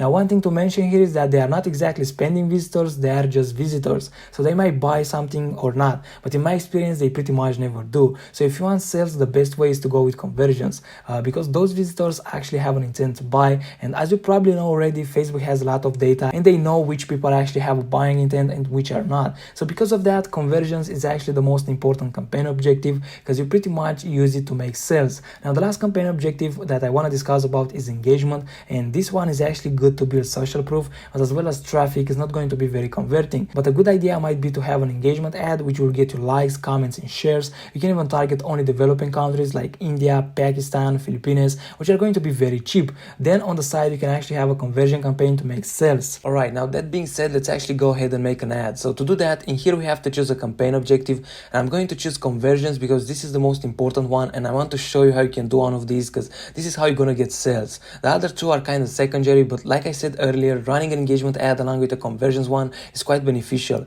Now to make an engagement ad is quite simple. You can either make a very broad one targeting mainly developing countries and get a lot of engagement for very cheap, or you can target the main English speaking countries along with some of the most developed countries in Europe and do a bit of targeting for your product, but not to target it, leave it broad around 10-20 millions or even more, because you know that those people will most likely not gonna buy anything. So with these ads, the goal is to get engagement, to build trust, and this way the leads that will come from the conversion ads will see that a lot of people are interested, which will most likely increase their desire to purchase. And now just to be completely clear, the first way is cheap engagement, so it's not going to be very qualitative. These people are not speaking English very well, so maybe a good idea is to run one of these at first to get some likes and reactions, and then move on to the second way where you'll get more qualitative comments and reactions, but this is going to be a bit more pricey. Alright, now taking this out of the way, let's choose conversions and let's give it a name to our campaign. Now this is a good thing to do to keep your ads organized, but this will not be seen by your customers and will not affect your ads either. It's just to keep things organized, so don't worry about what name you give to the campaign as long as you can make sense of it. So usually I like to group them by product name and campaign objective, and as for the ads, I usually include in the name the age range, countries, genders, interests, and so on. So in my perspective, this is a good way to easily keep track of them. So for this one, since I don't really have a specific product in mind, I will just say timepieces world conversions. Right now, the first thing is special ad categories, which are credit, employment, housing, social issues, elections, or politics. So if your product is not in any of those categories, just leave it as it is. Another thing that you can use is CBO, which stands for campaign budget optimization. Now, using CBO properly, it's a topic a bit more advanced, and I usually use it when I already have a few winning ads. So then I go ahead and duplicate them in a CBO and let Facebook do its thing. So essentially with CBO, the bidding is done at the campaign level, and you basically let Facebook distribute the budget unequally on the ads he thinks will do best. And on the other hand, we have ABO, which we're actually going to focus on today. So to do that, I'm just going to click next. And in here we have quite a few things that we have to decide for our ad. So I'm just going to go through all of them in order. And the first thing here is the conversion event location, which in our case is the website. So we're just going to leave it as it is. And we also have the conversion event right here, where a very important thing that you should do here is to choose purchase from this list, because this is what your ad will focus on. And as you can see, you have quite a few options like add payment info, add to cart, and so on. But what we actually want are purchases. Alright, now moving on the right side we have our audience, which fairly estimates to how many people we're gonna market to. Now this is set to my country only, so no other countries have been added yet, but we can add more countries and I'm gonna show you how in a second. But anyway, these are basically the people we can promote our product to, which at the moment is completely broad, but we're gonna narrow it down by the end of this video. So if you scroll down, the next thing that we can change is our budget. You can either choose a daily budget or a lifetime budget, but the daily budget is best because later on, if the ad performs well, you can actually scale it up. So I'm gonna leave it like that. Now here you can actually change your budget however you want. Here says $20, but you can actually go lower or higher. So you can even go with $5 per day, but as you can also see here, the results are going to be lower. But if you want to test, you can actually make like 4 or 5 ads with different targeting and give each one of them a $5 budget per day and see what's best, which is actually quite a good strategy in the beginning, which I kind of recommend because you are still learning, and by doing this you can both test the product and gain some experience in coming up with new ads and stuff like that all at the same time. So this is one way of doing it. Now let me actually put it back to 20, and you can also schedule your ad, or you can leave it as it is and it will start immediately after you finish the setup. So I'm just gonna leave it like that. Now next we have our audience, and you can either create a new audience or use a save one. We don't have any audience saved yet, so we're just gonna create one. And the first thing in here are custom audiences, where you'll have your lookalike audiences and custom audiences, which you'll be able to create later on when you get some data to your pixel and build an email list. But for now, we're not going to use it. Now we're actually going to do the targeting for our ad, and what I want to mention here is that this part will actually change the estimated audience and our estimated daily results that are here on the right. And the first thing we can change here is the location, so we can add more locations like this. So for example purposes, I'm going to add United States.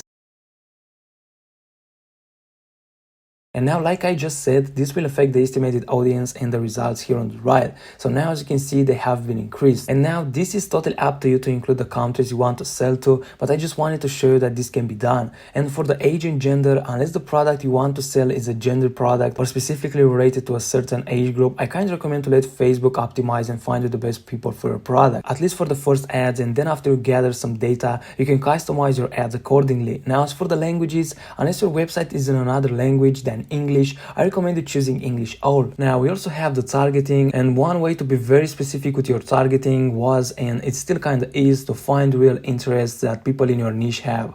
Like let's say if we are in the golf niche, you can target based on professional golf players, and you can start with like Tiger Woods and then narrow down to less known professionals. So this way you build some solid targeting, and the person interested in all of them is definitely a serious golf enthusiast. And you can do this with pretty much any niche that has like big magazines or TV shows around or stuff like that, like fishing, or you can do that even with dogs or others, because you can find like big dog magazines or stores, even big blogs or content creators if Facebook has them, and target those. So this will be a good way to be very specific and target people that are actually consuming content in your niche. And if they are buying magazines or follow a lot of professionals, such as in the golf example, they are probably not just casually interested in, they are most likely passionate about it. But this is a bit advanced, and also in the past years Facebook algorithm has made drastic improvements, and these days you can even go completely broad and Facebook will still most likely find you the right audience for your product. So for now you can either go with no interest, since Facebook has more info than we can ever have. So you can try that and see how it goes. Let the pixel gather some data, and then you can maybe make a custom audience based on that. Or you can add some interest using your common sense, like you can type your niche in here and see what you can get. I will try with watch, even if it's a bit harder with this one compared to dogs or others. And we got some options, like if we want to sell a smartwatch, we can add that. Or we also have automatic, mechanical watch. This one says Watch Dogs, which is a game. So like I said, unless you go a bit more specific, it's not that easy with this niche. But let's assume we're gonna sell a smartwatch, so I'm just gonna pick smartwatch from this list. Now, like I said, I'm not going to focus on specific targeting in this lesson, but just to quickly show you, you can narrow it down by using this button right here and add another interest. And this way your audience have to match both these interests, so they have to be interested in both smartwatches and the second interest for them to actually see the ad. Also, another thing that used to be done in the past and is still kind of used these days is engaged shoppers. So you add your targeting, and at the end you narrow down with engaged shoppers. So let's say I finished and this is my targeting. So now I will click define further right here, which used to be called narrow audience until recently. And in here I'll add engaged shoppers. Also, another thing was to exclude dropshipping and AliExpress from your interests. Anyway, this is not really mandatory, but you can do it if you want to. Now, for the placements, in the past you had to go with manual because automatic was a bad idea. They used to spend money all over with no real optimization. But now, like I said, Facebook algorithm has improved, so if you are a beginner, it's not such a bad idea to leave it as automatic, at least until you figure out your ad performs the best. So for now, I'm gonna leave it as automatic. And the last thing here is optimization and delivery. This is to tell Facebook more about your margins and what you want to pay per result. So again, this is a bit advanced and I don't want to overwhelm you right now. Maybe I'll do Facebook ads course in the future where I'll go in depth with this stuff. But for now, I'm gonna leave it as it is and press next. Now, this is the page where we get to create or to choose the actual advertisement, which is the video or the image that we want to use to actually display and promote our product. But these days, I honestly believe that you should use a video. Now, the first thing here is to make make sure your store Facebook page and Instagram page are selected. I don't have an Instagram page connected, but to connect one, you can simply click here where it says connect account. And next we have the ad setup, and first of all, I think it's much better to actually post the ad on your page and just select it from here with use existing post rather than create it inside here. And I think it's much better because all the engagement will remain and the post will be displayed on your page, and that will help to build more trust in the future. Now, as for the creative itself, as before, I strongly recommend you ordering the product yourself and shooting some videos with it. This way your ad will definitely stand out among your competitors. And once you have that, if you don't have much experience with software editors, you can use Canva to edit your video. And I already showed you how you can use Canva to create an Instagram reel on the previous lesson, so you can just apply the same principles but this time with a Facebook video. Now, I don't have a video for any of the products on our store since, like I previously said, I don't plan to actually sell with it, and I think it's too much of a hassle to order the product from China, only so I can shoot a video for this lesson alone. But I'm just gonna walk you through all of this stuff so you'll know what's what. Alright, so here in the ad creative area, the first thing you're gonna see are these two buttons, which are add media and create video. And when you have your video ad done, you can just click here on add media, then add video to upload your video. Next you have the primary text, which is actually the ad copy or the caption if you want to call it like that. But you know what, let me actually upload the image with one of the products so you can have a preview here on the right. Okay, so now you can start your primary text using a hook designed to catch people's attention.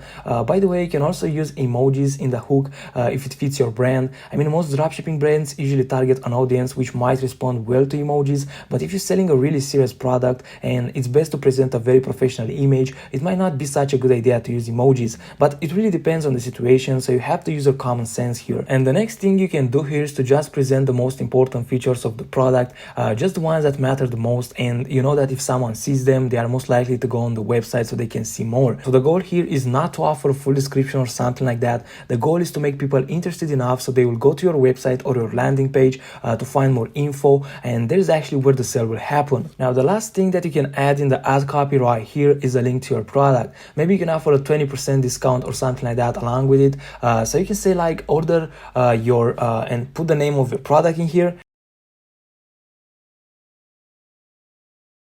Today and save 20%. And then you put the link to your product right here. And you can also add something like order in the next 24 hours and the shipping is on us or something like that.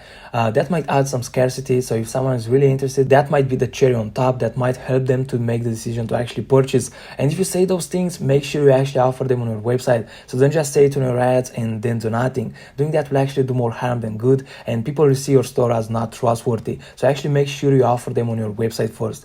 Also, a good idea if you decide to add that 24-hour window for the free shipping is to use an app on your store that shows a countdown time on your products that says the same thing, or you can just put that in the announcement bar. Now, if done properly, these things can really increase your conversion rate. Alright, now the next thing in here is the headline, which is quite similar to the hook. So basically this is like a second hook, if you want to say it like that. So basically this should not be longer than a few words, and it has the same goal, which is to make people to go on your website. But if you don't really have many ideas of what you can say, you can just use your product name, or maybe you can say that the shipping is free for the next 24 hours if you decide to use the method I just told you about. So maybe you can say that in here instead of saying it in the primary text. Next we have the call to action button, and it's best to change it to shop now or order now. So let me do that.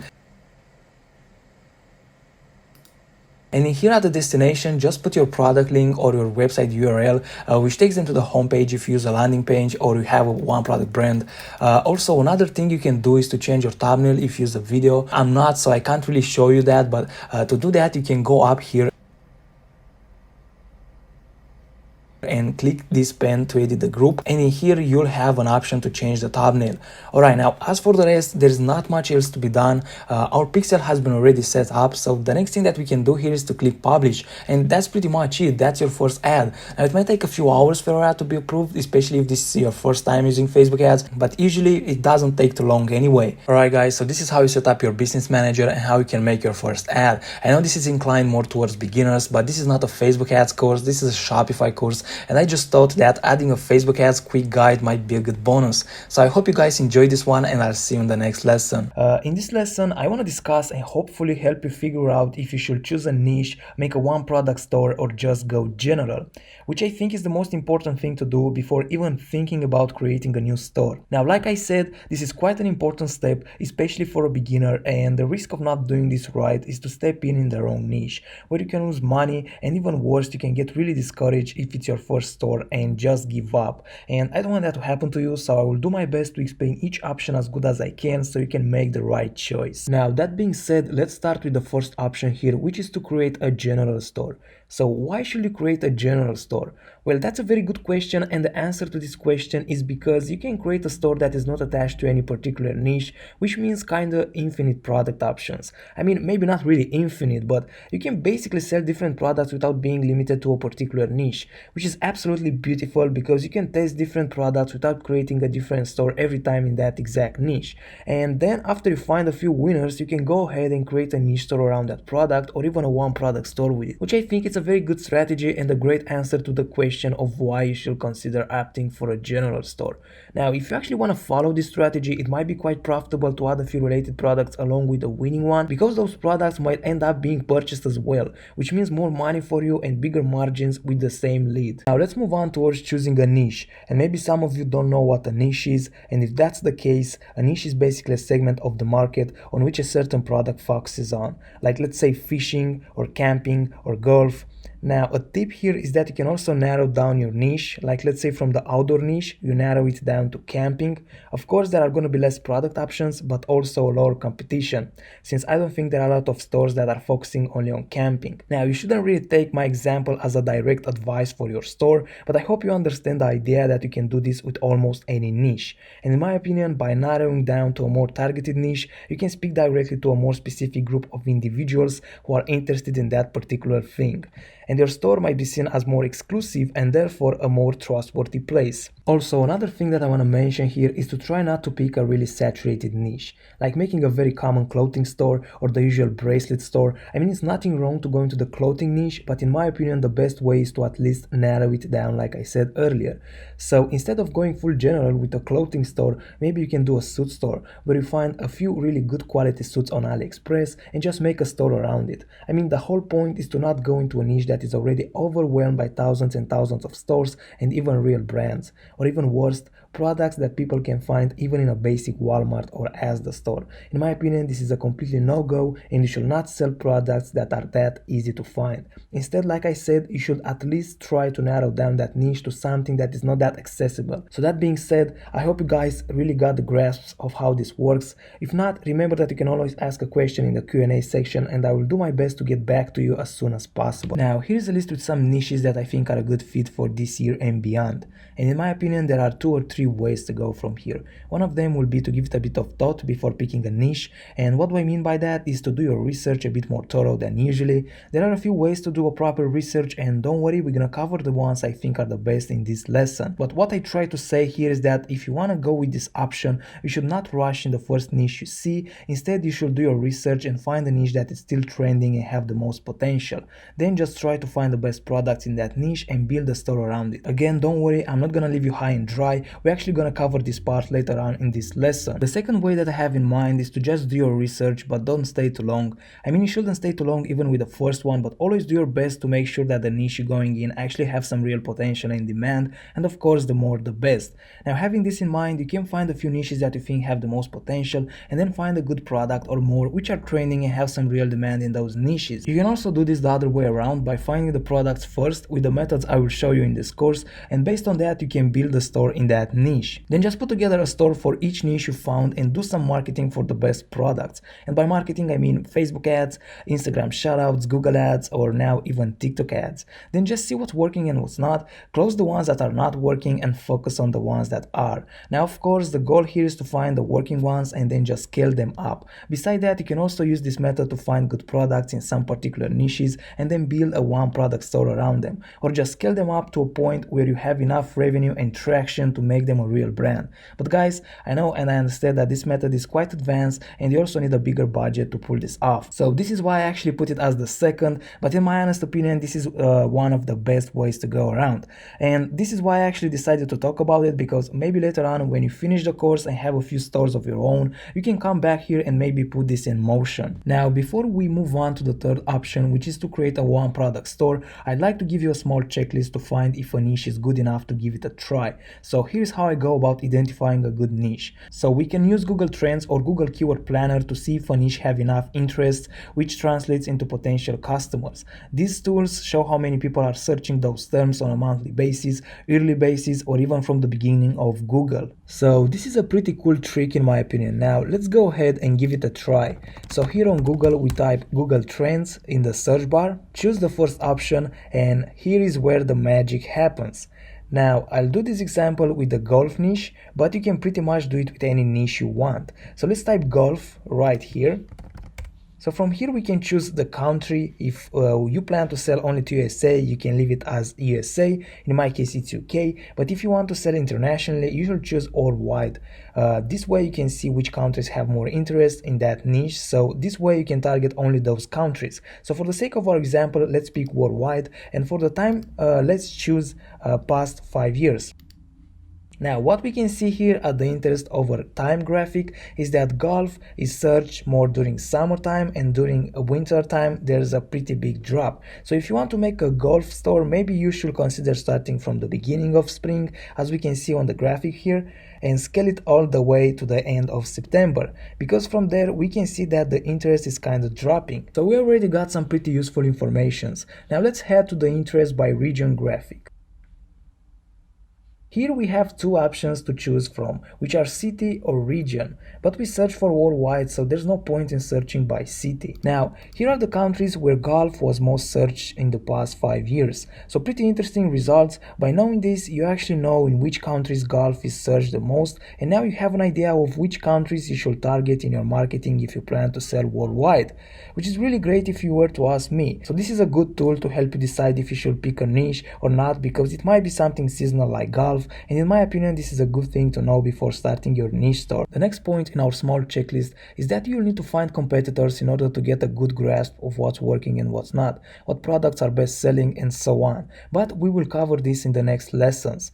Now the last point is to try to choose niches that have a passionate audience or they solve a problem. It's good to do this because a passionate person is most likely to make an impulse purchase, or if the product solve a problem, the buyer is coming from a need state, which is as good or even better as if they just want it, because they actually need it. So that can translate into impulse purchases as well. Now before the end of this lesson, let's speak a bit about the third option, which is making a one product store, because we already went through general and niches, and we even covered the methods to do your research. So I think now it's time to cover the last option as well. So you heard me speaking quite a bit about the one product stores during this lesson, and I'm pretty sure we already kinda understand what is a one product store.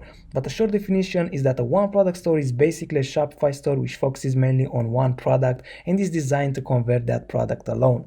Usually the store also have a few other similar products around just to increase the sales, but the main goal is to present and sell that one product to as many people as possible. So this is basically the scope with a one product store. You have a proven winning product that you just want to scale massively, so you build a whole store around it. Now this can also be a good idea even if you don't plan to scale it to millions of dollars, since people tend to somehow have more trust in one product stores than others because they seem more like a brand than a general or a niche store. And it seems like that's the real deal, the company that is actually behind that product and not the usual retailer that is just trying to make a quick buck selling it. Hey everyone, first of all I want to say congratulations to each one of you for getting this far. This is actually the last lesson of this course, and I'm so happy that you got here and you are just one lesson away to start this amazing journey and start crushing it with your business. Now of course I don't want to let you believe that it's going to be all sunshine and rainbows from now on. Sometimes it might not be easy, but you have to stay positive and consistent, and I truly believe you'll figure it out and you'll succeed. So I'm really happy you took this step, and I hope you are too. Now with that being said, let's jump into the last lesson of this course, which is going to be about email marketing and how you can collect email addresses using free and paid traffic, and hopefully how to make a ton of money with that. So first of all, maybe you wonder, why do we need email addresses? And the simplest answer is that we need them for email marketing. Now email marketing, it's actually a very good way to increase your profits because it's completely free, and it's free because you actually reach your customers or people that already had contact with your brand and opted in to receive emails from you. And it's actually great because you do that organically at absolutely no extra charge. Now, having an email list can also be useful for other things like uploading it to Facebook to quickly create custom audiences and lookalike audiences, which is very lucrative because Facebook will use that to find you more similar people to your existing customers who are very likely to be interested in your products as well. So now I'm actually going to give you 3 methods to collect email addresses and build your email list. And the first one is going to be organically, which is actually the best way to collect email addresses, because whenever someone buys something from your store, you'll get their email address. And like I said, this method is actually one of the best because it's completely organic and your customers will be more responsive because they already purchased something from your store.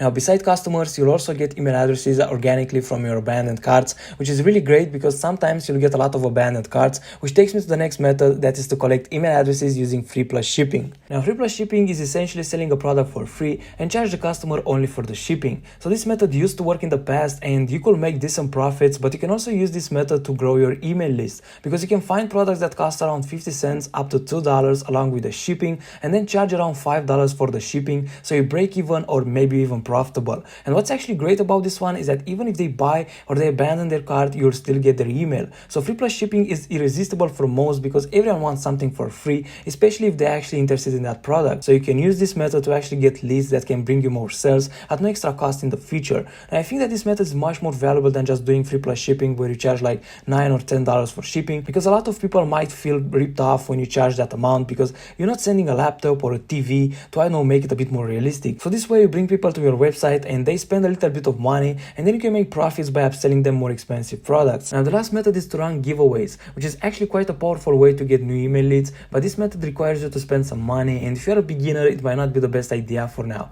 because obviously you want to give away an in-demand product, and I don't want to say an iPhone, but at least a trending product, maybe an Amazon bestseller or something like that. Of course you can also give away your own product, but I think that should be at least $50 and you have to make sure that there's an actual desire for that. Now to let people know that you are actually running a giveaway, besides using paid traffic, you can actually have that in the announcement bar on your store, or you can have a pop-up that will appear after about 5 seconds where they can sign up using their email address. Alright guys, now that's it with this lesson. I really hope you found value in it, and as I said in the beginning, this is the last lesson in this course. So I hope that you are happy and satisfied with the decision to take this course and that you learned what you wanted to learn. I did my best to present you a lot of advanced information, strategies and hacks, and I do hope you'll take advantage of it and you'll build yourself a successful Shopify store. Now if you like this course and you found it useful, I really appreciate if you can leave a review. You will probably be asked to do that now at the end if you haven't already. And also it will mean the world to me if you can recommend the course to a friend or someone that might be interested in dropshipping with Shopify. So this will help me a lot because I invested a lot of time in creating this course and I did my best to provide as much value as possible